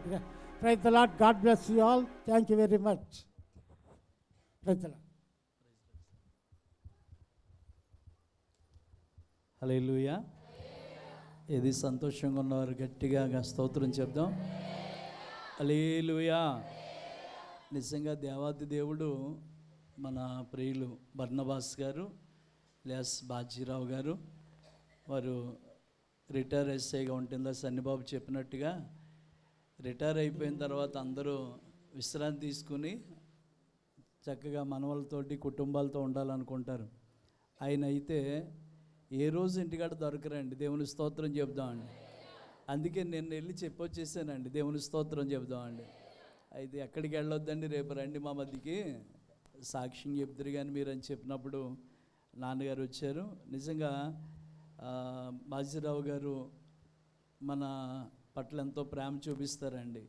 ఇందాక కూడా రూమ్లో చెప్తా ఉన్నారు, తల్లిదండ్రులు ఇద్దరూ కూడా బాజీరావు గారు అమ్మగారు ప్రార్థన చేస్తుంటే పరిశుద్ధాత్మ దేవుడు వారి మీదకి వచ్చి వెంటనే చెప్పిన మాట ఏంటంటే, మార్కు పాస్టర్ గారికి ఎందుకు ఖాళీ చేయించారు, ఇక్కడ అర్జెంటుగా మళ్ళీ ఆయన పిలిచి ఇక్కడ అన్నీ చేయమన్నప్పుడు నాన్నగారే మొత్తం క్లాతులే కొనుక్కొచ్చి అర్ధరాత్రి అమ్మగారు పెద్ద తమ్ముడు వచ్చేటండి మన ఇంటికి వచ్చి మేము లేకపోవడం వల్ల వెళ్ళిపోయి పొద్దుటే మళ్ళీ నాన్నగారిని పంపించారు. వచ్చి అన్నారు, అయ్యా రాత్రి మేము ప్రార్థన చేస్తుంటే దేవాది దేవుడు వచ్చి ఇలా మాట్లాడారు పరిశుద్ధాత్మ దేవుడు, అందువల్ల ఇది మాది కాదు మీది, మేము ఏదైనా ప్రార్థన పెట్టుకోవాలన్నా మీరు పర్మిషన్ తోటి పెట్టుకుంటాం అన్నారండి. నేను చాలా ఆశ్చర్యపోయాను. దేవుని స్తోత్రం చెప్తామండి.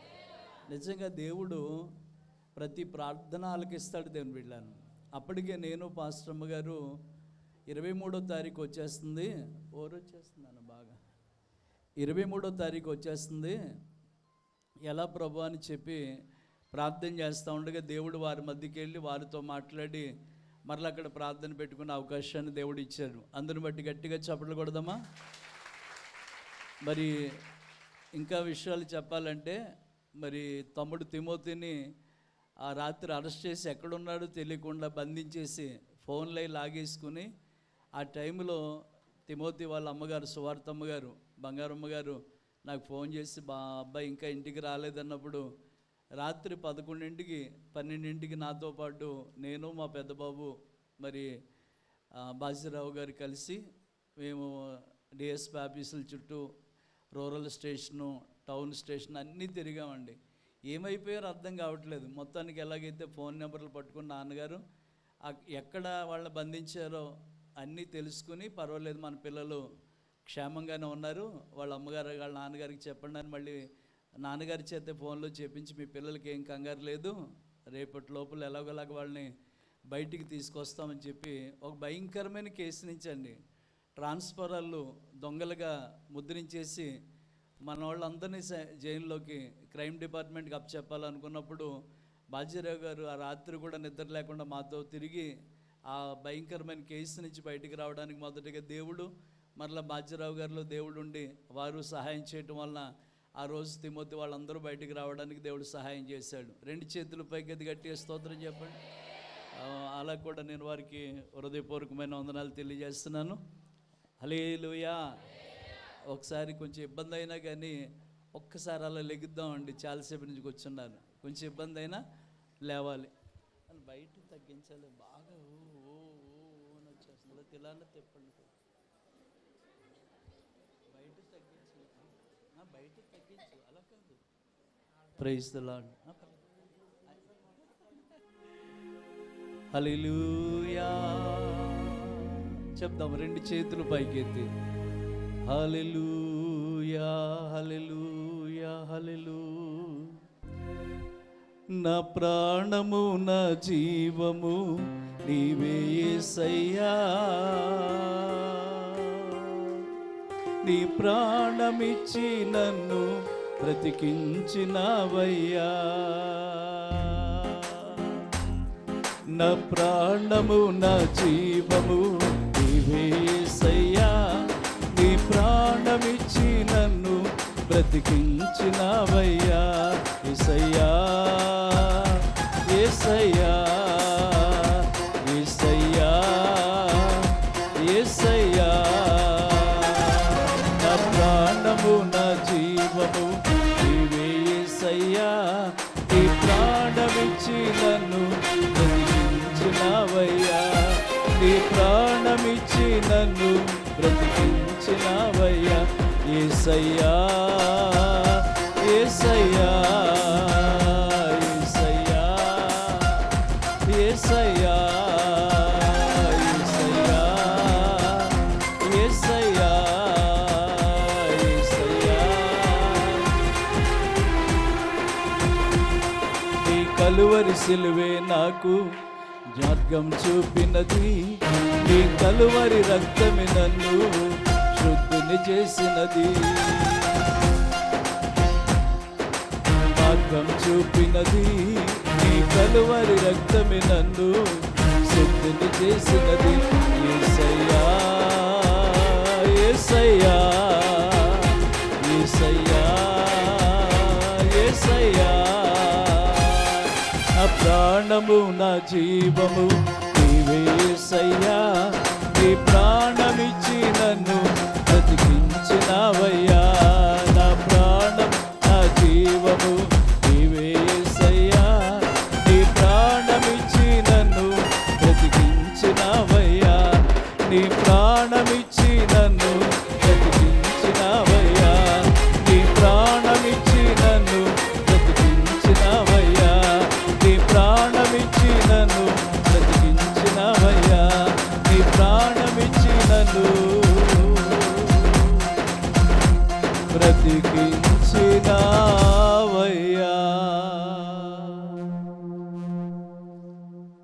దయచేసి ఎవరి స్థలంలో వారు కూర్చుందామండి.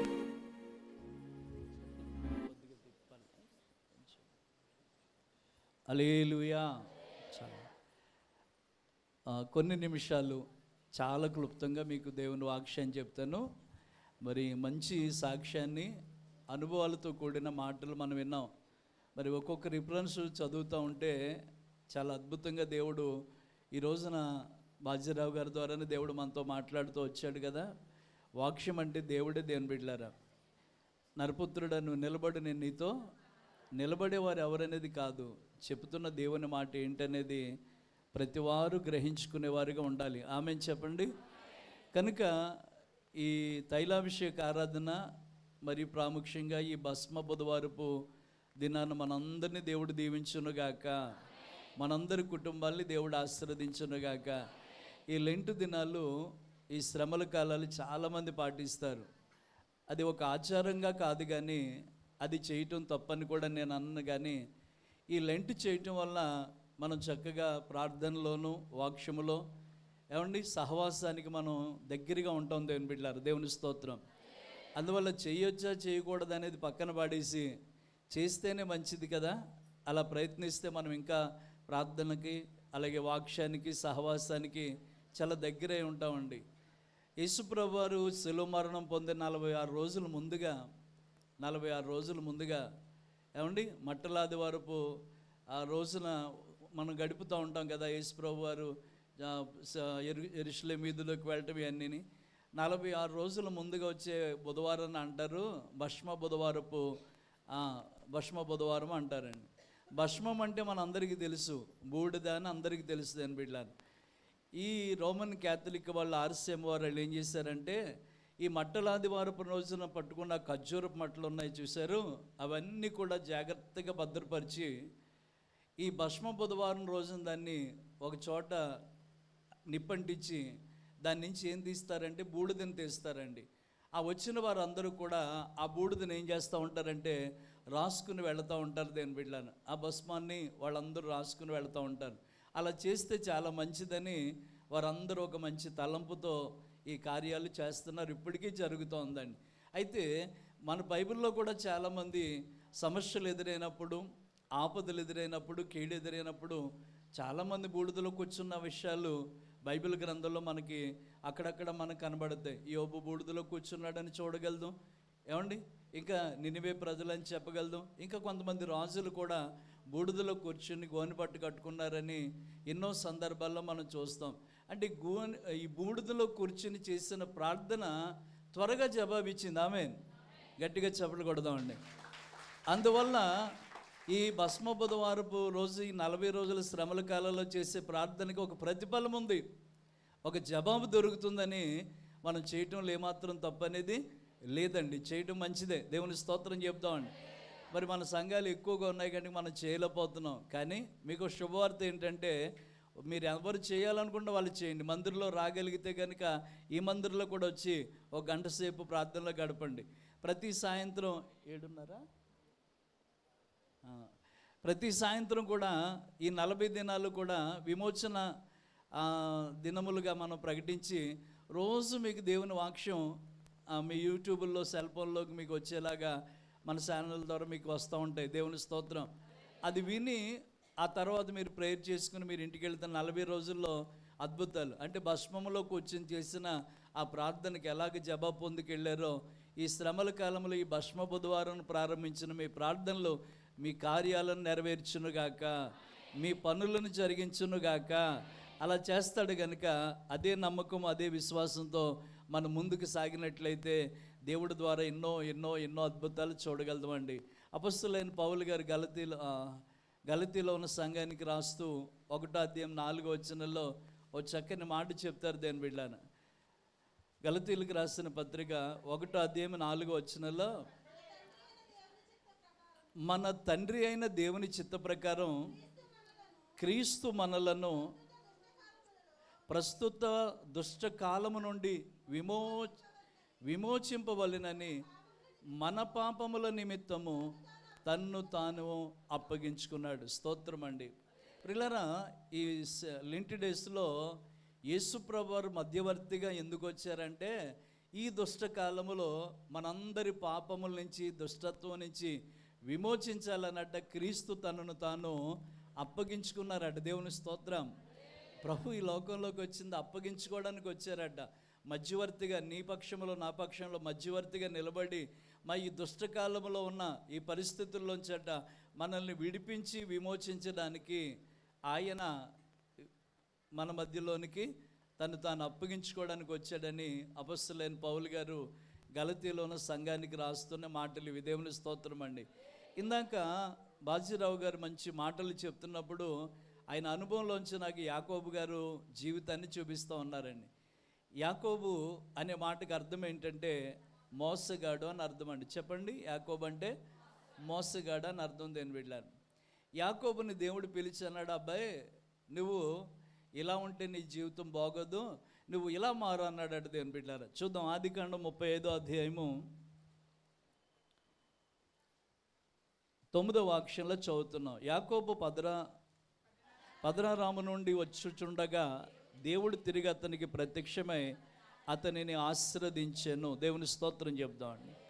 అప్పుడు దేవుడు అతనితో, నీ పేరేమని? యాకోబు. ఇక మీదట నీ పేరు యాకోబు అనబడదు, నీ పేరు ఇశ్రాయేల్ అని చెప్పి అతనిని ఇశ్రాయేలులని పేరు పెట్టాను. ఇప్పుడు ఏం కనబడుతుంది ఇక్కడ? ఒక చేంజింగ్, ఒక మార్పు కనబడుతుందండి. ప్రతి వ్యక్తి కూడా ఆశీర్వదించబడాలనుకునే వచ్చాము ఇక్కడికి. ప్రతి కుటుంబాలు దీవించబడాలని వచ్చాం. అయ్యా నా దేవుడు నన్ను ఆశీర్వదించాలి, నా బిడ్డలను ఆశీర్వదించాలి, నా కుటుంబాన్ని ఆశీర్వదించాలని మనం అందరూ అనుకుంటున్నాం. కానీ ఆశీర్వాదానికి ముందంటే నిన్ను మారమంటున్నాడు దేవుని స్తోత్రం. మనల్ని మారమంటున్నాడు దేవుని బిడ్డలారా. యాకోబు నిన్ను ఆశీర్వదిస్తాను సరే, నిన్ను ఆశీర్వదిస్తాను సరే, ఇప్పుడు నువ్వేమవ్వాలి? యాకోబు లాంటి నీవు ఇశ్రాయేలుగా మారుదువుగాక. హల్లెలూయా.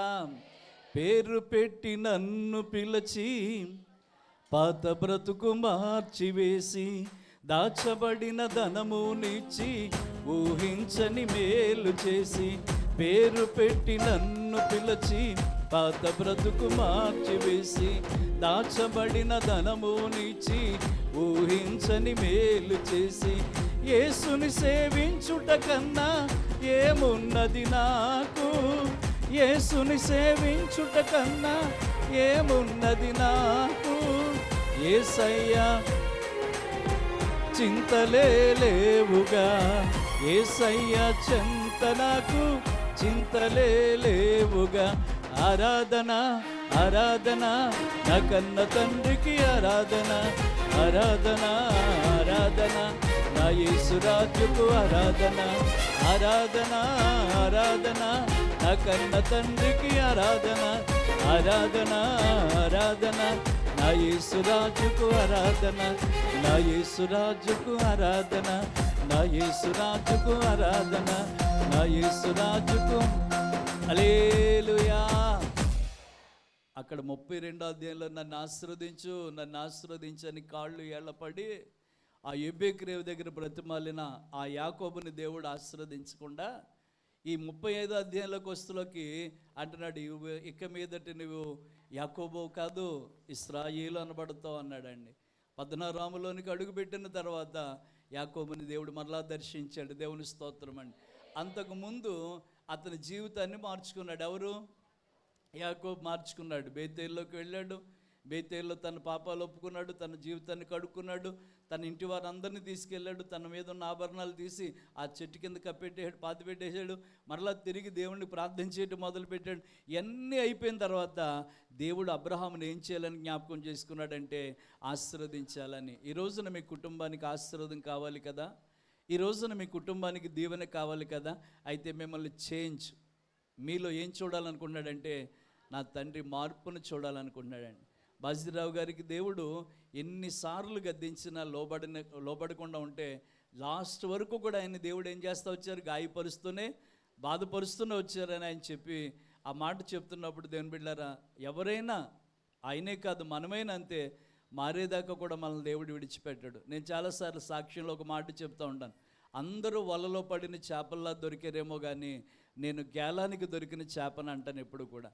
మీరు అనుకోవచ్చు, అయ్యా వలలో పడ్డ చేపకిని గేలంలో పడ్డ చేపకి ఏమన్నా తేడా ఉందంటే చాలా తేడా ఉంది అని బిడ్డ. వలలో పడిన చేప అలా వలలో పడగానే తీసి ఎక్కడెట్టేస్తాడు? ఆ వలలోంచి తప్పించి బుట్టలో పెట్టేస్తాడు. గేలంలో పడిన చేప ఎక్కువ బాధపడాలి. ఎందుకనే తెలుసండి, ఇది గేలం ముళ్ళు మింగి శంకును గుచ్చుకుంటుంది, అదేమో రాను అంటుంది, ఈయనేమో రావాలని లాగుతూ ఉంటాడు.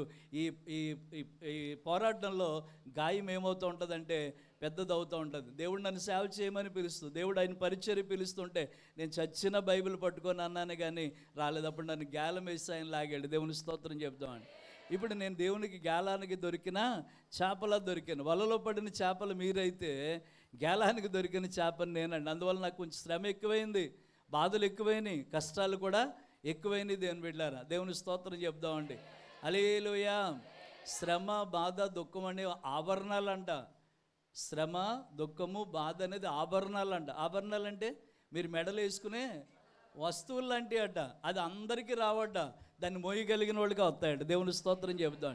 దాన్ని భరించగలిగిన వాళ్ళకి వస్తాయట. దేవుని స్తోత్రం చెప్పండి. హల్లెలూయా. నిజంగా ఈ శ్రమ, ఈ ఆభరణాలన్నీ కూడా మనకి మొయ్యగలిగినట్టుగా మనకి దేవుడు ఇస్తాడు. దేవుని బిడ్డ ఇనప సంఖ్యలు మోసిన అదే యోసేపు మెడలో బంగారపు గొలుసులు కూడా వచ్చాయని ఉంటుంది బైబిల్లో. దేవుని బిడ్డ ఎక్కడ శ్రమ పొందుతున్నామో, ఎక్కడ మనకి బాధ కలుగుతుందో ఆ బాధలోనే దేవుడు ఆశీర్వాదాలు దాచిపెడతాడు. దేవుని బిడ్డ ఇందుకే శ్రమ, బాధ, ఇబ్బందులు అనేవి లేకపోతే కష్టాలు అనేవి అట ఒక బరువైన ఆభరణాలు లాంటివి అట. అది మోయగలిగిన వాళ్ళ మెడలోనే దేవుడు వేస్తాడట. సహించగలిగిన వారికి దేవుడు ఇస్తాడట. ఓర్చుకోగలిగిన వాళ్ళకి దేవుడు ఈ శ్రమలన్నీ పెడతాడట. దేవుడు దీవిస్తానని చెప్పాడు బేతేల్లో, కానీ తర్వాత దీవించిన ఆ దేవుడిని మర్చిపోయాడు. తర్వాత తన కుటుంబము తన బిడ్డలు అయ్యా చాలా పాడైపోయారు. ఇదంతా జరిగాక మళ్ళీ బేతేలుకు వచ్చాడు. వెంటనే దేవుడు అన్నాడు, అయ్యా నీవన్నీ మారుతున్నావు కానీ నీ జీవితాన్ని ఏం చేసుకోలేదు, మార్చుకోలేదు కనుక ఇదిగో నేను నీకు ప్రత్యక్షమై చెప్తున్నాను, నేను నిన్ను ఆశీర్వదిస్తాను. ఇదిగో నీ పేరేంటి అన్నావు? యాకోబండి. యాకోబంటే మోసగాడు. మోసగాడైన యాకోబుని అన్నాడు, నువ్వు యాకోబు కాదు ఇశ్రాయేలు అని. ఇక మీదటి నువ్వేమని పిలువబడతావు? ఇశ్రాయేలు అని పిలువబడతావు. ఇశ్రాయేలు అనే మాటకు అర్థం ఏంటంటే దేవుడు తోడై ఉన్న జనాంగము, దేవుడు తోడై ఉన్న బిడ్డలు, దేవుని బిడ్డలు. ఈ తైలాభిషేక ఆరాధనలో దేవుడు మీకు చేసే మేలు, మీలోంచి మార్పును కోరుకుంటూ మిమ్మల్ని దేవుడు మీ కుటుంబాలకు తోడుగా ఉండాలని, మీ బిడ్డలకు తోడుగా ఉండాలని ఆయన మిమ్మల్ని ఆశీర్వదించాలని కోరుకుంటున్నాడు దేవుని బిడ్డలారా. దేవుని స్తోత్రం చెప్దామండి. ఇప్పుడు ఒక మనిషి పేరు మార్చి అతన్ని ఏం చేశాడు దేవుడు? ఆశీర్వదించాడు దేవుని బిడ్డలారా. రెండోదిగా మనిషి పేరు మార్చిన మాట కూడా కనబడుతుంది ఈ అధ్యాయంలో. అది కూడా చెప్పి నేను ముగించేస్తాను. చూడండి దేవుని బిడ్డలారా,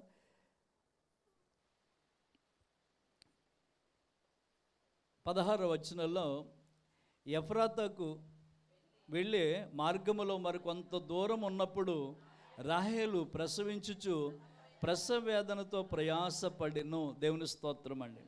యాకోబు గారి భార్య ఏం పడుతుందంట? ప్రసవ వేదన పడుతుందంట. ప్రసవ వేదన పడుతుంది అని బిడ్డాను.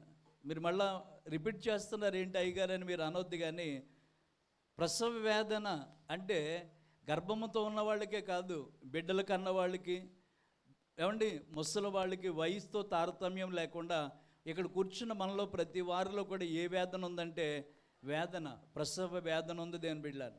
ఒకవేళ బిడ్డలతో నవమాసాలు 9 నెలలు మోస్తూ పడుతున్న ఆ ప్రసవ వేదన కంటే బిడ్డల భవిష్యత్తు గురించి, బిడ్డల యొక్క జీవితం గురించి, బిడ్డల పరిస్థితి గురించి ప్రసవ వేదన పడేవాళ్ళు ఉంటారు. పౌలు అంటారు, ఒక ఆత్మను రక్షించడానికి ఒకనాటి ప్రసవ వేదన సరిపోదు అంటాడు. గట్టిగా స్తోత్రం చెబుదాం.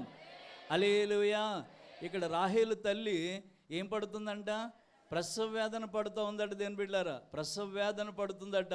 ఈ రోజున ఇక్కడ కూర్చున్న నా ప్రియమైన తల్లి, తండ్రి, నా తమ్ముడు, చెల్లి, నీలో కూడా ఇదే వేదన ఉంది, నీలో కూడా ఇదే పరిస్థితి ఉంది. దేవుడు నీతోనే మాట్లాడుతున్నాడు. నీ మార్పుని చూసిన దేవుడు నీకు మేలు చేయక మానడు దేవుని బిడ్డారా. నీ మార్పునే కోరుకుంటున్నాడు ఆయన. యాకోబు మారితేనే కదా దేవుడు అతన్ని బ్లెస్ చేశాడు. ఈ రోజున ఇదిగో ఇక్కడ ఈ తల్లి యొక్క వేదనని దేవుడు చూశాడు దేవుని బిడ్డలారా. ఏం జరిగిందని కింద మాటలో చదివితే, ఆమె ప్రసవ వేదన ప్రయాసపడినప్పుడు మంత్రసాన్ని ఆమెతో, భయపడకు, నీకు ఒక కుమారుడు వచ్చాడు. దేవుని స్తోత్రం చెబుదామండి. ఈ కుమారుడు అవస్తాడు అని చెప్పగానే ఆమె రాహేలు ఎవరిని కందట? ఓ చక్కటి కుమారుని కందట. ఓ చక్కటి కుమారుని కని చనిపోతూ వాడికి బెనోని అని పేరు పెట్టి చచ్చిపోయిందట. నేను ఇందాక మళ్ళీ చదువుతున్న నా మాట, బెనోని అనే మాట చదువుతున్నప్పుడు ఇక్కడున్న మన అందరి కుటుంబాల్లో కూడా బెనోని అనుభవాల్లో ఉన్నాం దేని బిడ్డలను. బెనోని అనే మాటకు అర్థం ఏంటంటే వేదన పుత్రుడు అని అర్థం దేని బిడ్డలను. ఇప్పుడు ఆ తల్లి కంద బిడ్డని, కానీ ఆ బిడ్డ ఎలాంటి వాడు? వేదన కలిగించాడు, వేదనతో పుట్టాడు. వేదన ఉంది దేవుని బిడ్డలను. ఈ రోజున దేవుణ్ణి ఆరాధిస్తున్న మన జీవితాల్లో ఎన్నో వేదనలు ఉన్నాయి. దేవుణ్ణి నమ్ముకున్న మన కుటుంబాల్లో ఎన్నో వేదనలు పాలైపోతూ ఉన్నాం దేవుని బిడ్డ. ఈ బెనోనీలాగా మన పిల్లలు మారిపోతున్నప్పుడు, ఈ బెనోనిని కన్నా తల్లి ఆ బెనోని అని పేరు పెట్టి వేదన పుత్రుడని పెట్టి ఆమె చచ్చిపోయింది అని బిడ్డ. ఆ నిందతోనే ఆ బిడ్డ బ్రతుకుతాడా? ఒరే నువ్వు పుట్టి నీ అమ్మను చంపేసావురా అని అందరూ ఏలిపెట్టి చూపిస్తారేమో అని చెప్పి తన తండ్రి అయిన యాకోబు లేకపోతే ఇశ్రాయేలు వచ్చి అతనితో చెప్తున్నమాట, నువ్వు బెనోనిగా కాదు నాన్న, ఇదిగో నువ్వు బెన్యామీగా మార్చబడుతున్నావు అని చెప్పాడు. గట్టిగా చప్పట్లు కొట్టాడు దేని బిడ్డలారా. ఈ రోజున ఏ కుటుంబంలో తండ్రి వేదన ఉందో ఆ వేదన దేవుడు మార్చేస్తున్నాడు. కుడి చేతి పుత్రుడిగా మార్చాడు. అంటే కుడి చేతి దేనికి సాదృశ్యం అంటే బలానికి సాదృశ్యం దేని బిడ్డలారా, ఆశీర్వాదానికి సాదృశ్యం దేని బిడ్డలారా. ఎవరినైనా దీవించాలండి ఏ చేతితో దీవిస్తామండి? కీర్తన 16లో ఉంటుంది, అయ్యా నీ సన్నిధిలో సంతోషం ఉంది, నీ కుడి చేతిలో నిత్యము సుఖములు ఉన్నాయంటాడు. దేవుని స్తోత్రం చెప్దామండి. ఇప్పుడు బెనోని ఎలా మార్చబడ్డాడు? బెన్యామీనుగా మార్చబడ్డాడు. దేవుని స్తోత్రం. యాకోబు ఎలా మార్చబడ్డాడు? ఇశ్రాయేలుగా మార్చబడ్డాడు. మరి మీరు నేను మార్చబడితే ఏంటంట? ఇదిగో యాకోబు మార్చబడి ఆశీర్వదించబడ్డాడు. బెనోని అనే వేదన పుత్రుడు బెన్యామీనుగా మార్చబడ్డాడండి. కుడి చేతి పుత్రుడుగా మారిపోయాడు. దేవుని స్తోత్రం చెప్దాం. కుడి చేతి గురించి బైబిల్ ఎన్నో చోట్ల మనం చదివితే కుడి చేతికి ఉన్న ప్రత్యేకతలు చాలా ఉంటాయి. అన్నీ చెప్పాలంటే మనం సమయం సరిపోదు. కానీ నేను మళ్ళీ చెప్తున్నాను, కుడివైపున ఉన్నవారే. ఏసై వలవేమంది కుడివైపునే, ఏసై ప్రక్కన కూర్చుంది కుడివైపునే. ఎన్ని మళ్ళీ చెప్తున్నా, వాళ్ళంత టైం పడుతుంది. ఓ రాత్రంతా శ్రమ పడ్డారట శిష్యులు. ఏం పట్టలేకపోయారు? బాగా ఓల్డ్ పాట ఉంటుంది కదా, ఆ పాట ఏంటి? రాత్రంతయు శ్రమ పడినా రాలేదు ప్రభో జయము, రహదారుల వెతకినను రాదాయను ప్రతిఫలము, రక్షించు నీ సిలువా రమణీయలు తులరు రతనాలను వెతుకుటలు, దాసిల్లిన పడవా నడిపించు నావా నడి సామ్రమున నవ జీవన మార్గమున నా జన్మ తరింప నడిపించు. హల్లెలూయా. బెనోని వేదన పుత్రుడు. వేదన. ఈరోజు ఎన్ని కుటుంబాల్లో ఈ వేదన ఉందో ఆ వేదనను దేవుడు బలముగా మార్చిపోతున్నాడు, ఆశీర్వాదంగా మార్చిపోతున్నాడు. దేవుని బిడ్డలను యాకోబుని చూసాదన్నాడు, నానా యాకోబు నువ్వు యాకోబుగా కాదయ్యా, ఇశ్రాయేలుగా మారబోతున్నావు. నానా బెనోని నువ్వు బెనోనిగా కాదు, బెన్యామీనుగా మార్చిపోతున్నావు. ఈ రోజున ఏ వేదనతో వచ్చావో నీ వేదనను దేవుడు మార్చిపోతున్నాడు. దేవుని బిడ్డలను ఇందాక అయ్యగారు చెప్పారు, నా కన్నీటిని ఆయన నాట్యంగా, అంగలార్పును నీవు నాట్యంగా మార్చావు. దేవుని స్తోత్రం చెప్దాం. మన అంగలార్పులను దేవుడు మార్చిపోతున్నాడు. దేవుని బిడ్డలను నేను అంటున్నాను, ఈ తైలాభిషేక భస్మ బుధవారానికి వచ్చిన మనందరి జీవితంలో దేవుడు ఒక గొప్ప ఆశీర్వాదాన్ని ఇవ్వబోతున్నాడు. దేవుని బిడ్డలను గొప్ప దీవెన ఇవ్వబోతున్నాడు. దేవుని బిడ్డలను దానికి తగినట్టుగా మనం జీవించాలండి. రోమా పత్రికలో మీరు చదువుతాం 8:26లోనే ఎక్కడో, దేవుణ్ణి ప్రేమించే వారికి అనగా ఆయన సంకల్పము చొప్పున పిలువబడిన వారికి మేలు కలుగుటిగా సమస్తము సమకూడి జరుగును కదా అంటాడు. దేవుని స్తోత్రం. ఒకసారి అటండి ఒక ఆయన ఒక పొలాన్ని కొన్నాడట. ఆ పొలాన్ని తన భార్యకి చూపించడానికి వెళ్ళి ఆ ఎన్ని ఎకరాలు కొన్నాడు, అన్ని ఎకరాలు పొలం చూపిస్తూ దాని సరిహద్దులు చూపిస్తున్నాడు. ఇదిగో అక్కడ వరకు, ఈ కాడి కట్టు వరకు, ఇదిగో ఆ తాడి చెట్టు వరకు, ఇదిగో అక్కడ ఉన్న మామిడి చెట్టు వరకు, ఈ పొలమంతా మందే అని చెప్పి ఆ పొలమంతా తిప్పి ఆ పొలం గట్టు మీద తీసుకొస్తే ఓ మామిడి చెట్టు కనబడ్డదట. ఆ మామిడి చెట్టు కట్టండి చాలా కాయలు కాసినాయట, చాలా కాయలు ఉన్నాయట. ఈమె భర్తను అడుగుతుందంటే, ఏమండి అండ్ ఒక మామిడికి అడగండి పప్పులేస్తానందంట. ఏముంది? ఓ మామిడికి అడగండి పప్పులేస్తానంది.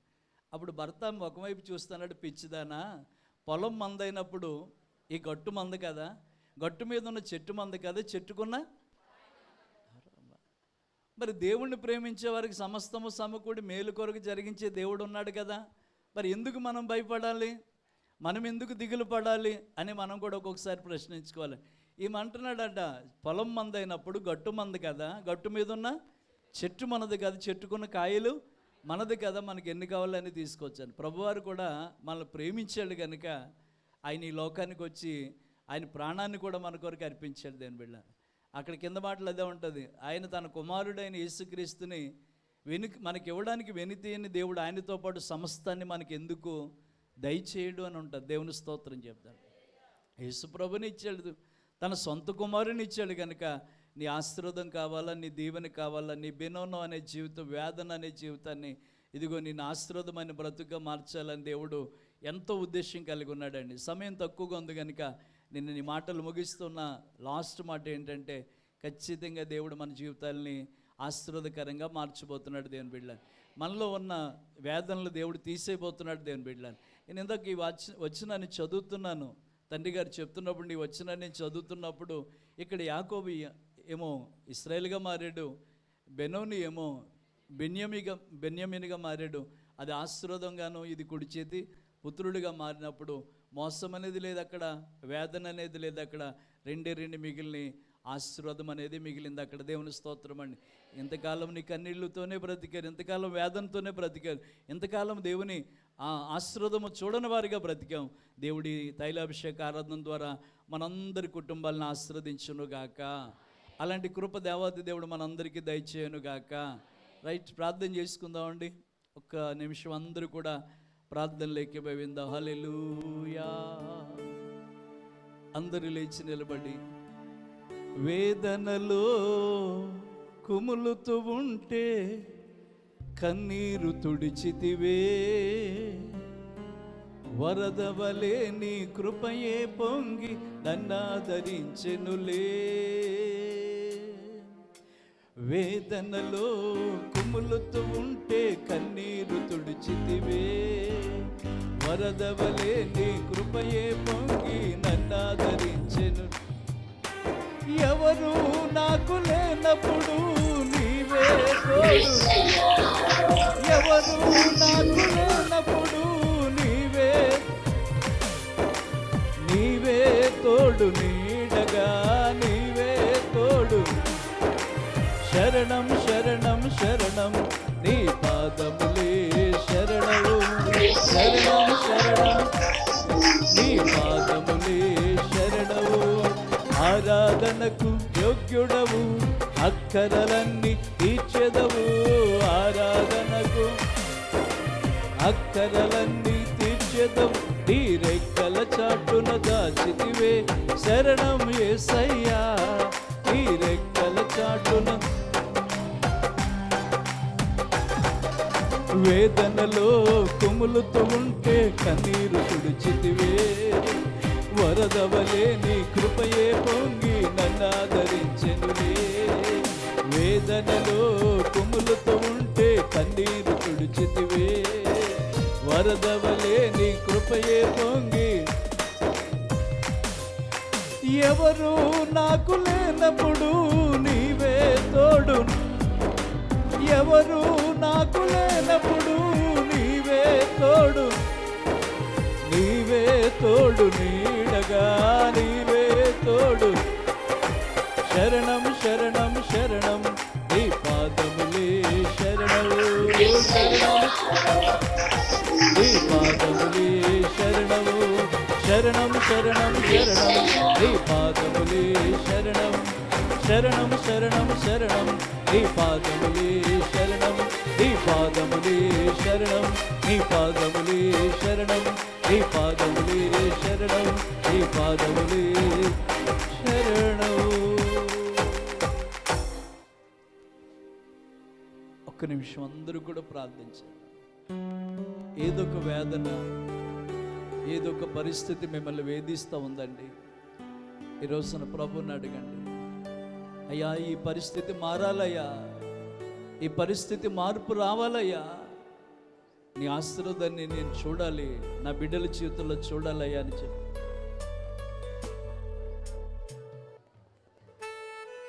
హల్లెలూయా.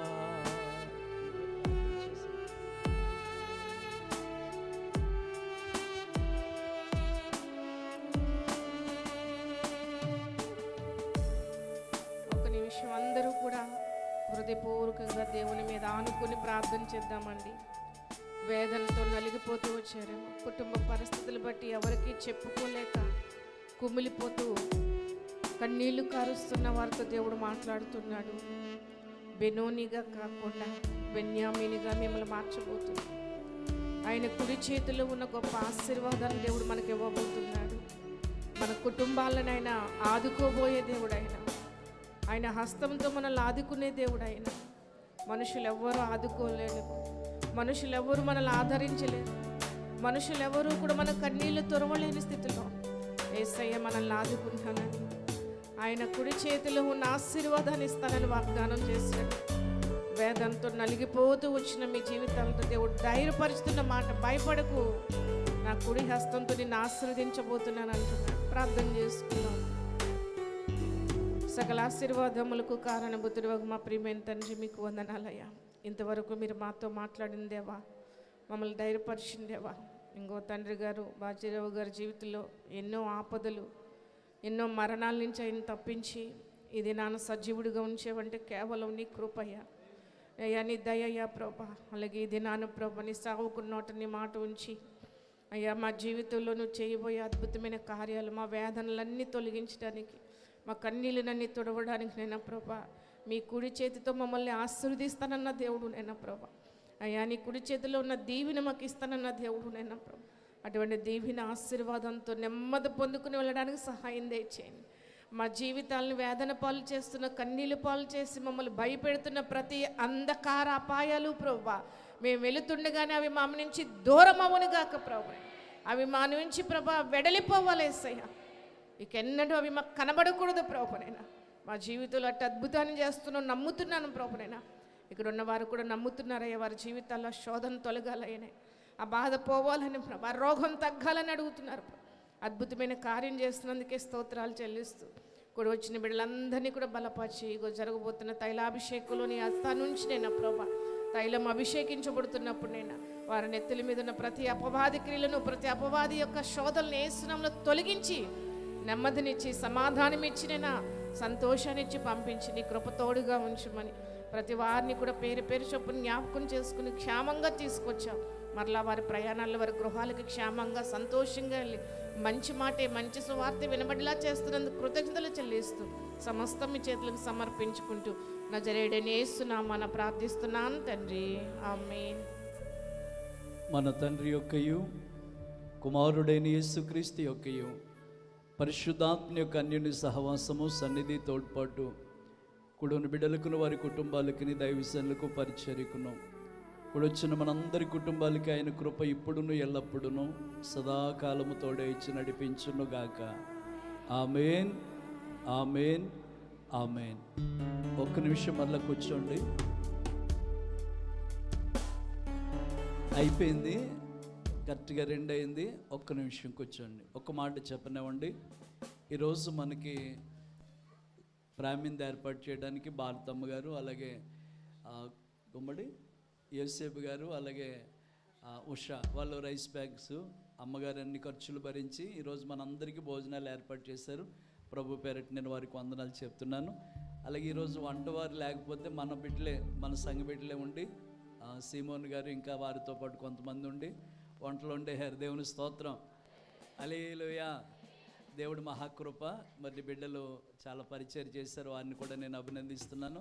మీ అందరికీ ఒక మాట ఏంటంటే, రేపు వచ్చే శుక్రవారం 10 గంటల నుంచి మధ్యాహ్నం 2 వరకు కుటుంబాల్లో కొరకంటే యవనస్తుల యొక్క ఎగ్జామ్స్ జరుగుతున్నాయి, ఇంటర్మీడియట్ ఎగ్జామ్స్ జరుగుతున్నాయి, అలాగే 10th క్లాసు, అలాగే డిగ్రీ ఎగ్జామ్స్ ఉన్నాయి. కనుక వీటికి ముందుగానే ఒక రోజు కొవ్వూరు చర్చిలో ఉపవాస ప్రార్థన పెట్టాలని ఉదయం 10 గంటల నుంచి మధ్యాహ్నం 2 వరకు, అంటే ఈ టైం వరకు ప్రార్థన పెట్టాలని ఏదైనా చిన్న అల్పాహారాన్ని ఏర్పాటు చేసి సంఘ బిడ్డలందరికీ కొరకు ప్రార్థన చేయాలని, సమస్యలు అందరికీ ఉంటాయి. వాళ్ళ పిల్లలు పోని దూర ప్రాంతాల్లో ఉన్న వాళ్ళ కొరకైనా తల్లిదండ్రులకి రేయి మొదటి జామున తల్లిని చేతులెత్తి ప్రార్థన చేయాలన్నట్టుగా మీ పిల్లలు ఎగ్జామ్స్ రాసేవాళ్ళైనా, చదువుకునే వాళ్ళైనా, వివాహాలైనా, ఏది అవసరత ఉన్నా రేపు శుక్రవారం వ్యక్తిగతంగా ప్రార్థనలు చేయబడతాయి. కనుక రేపు శుక్రవారం 10 గంటల నుంచి మధ్యాహ్నం 2 గంటల వరకు పగలు కొవ్వూరు చర్చిలో, మన కృపాసని చర్చిలో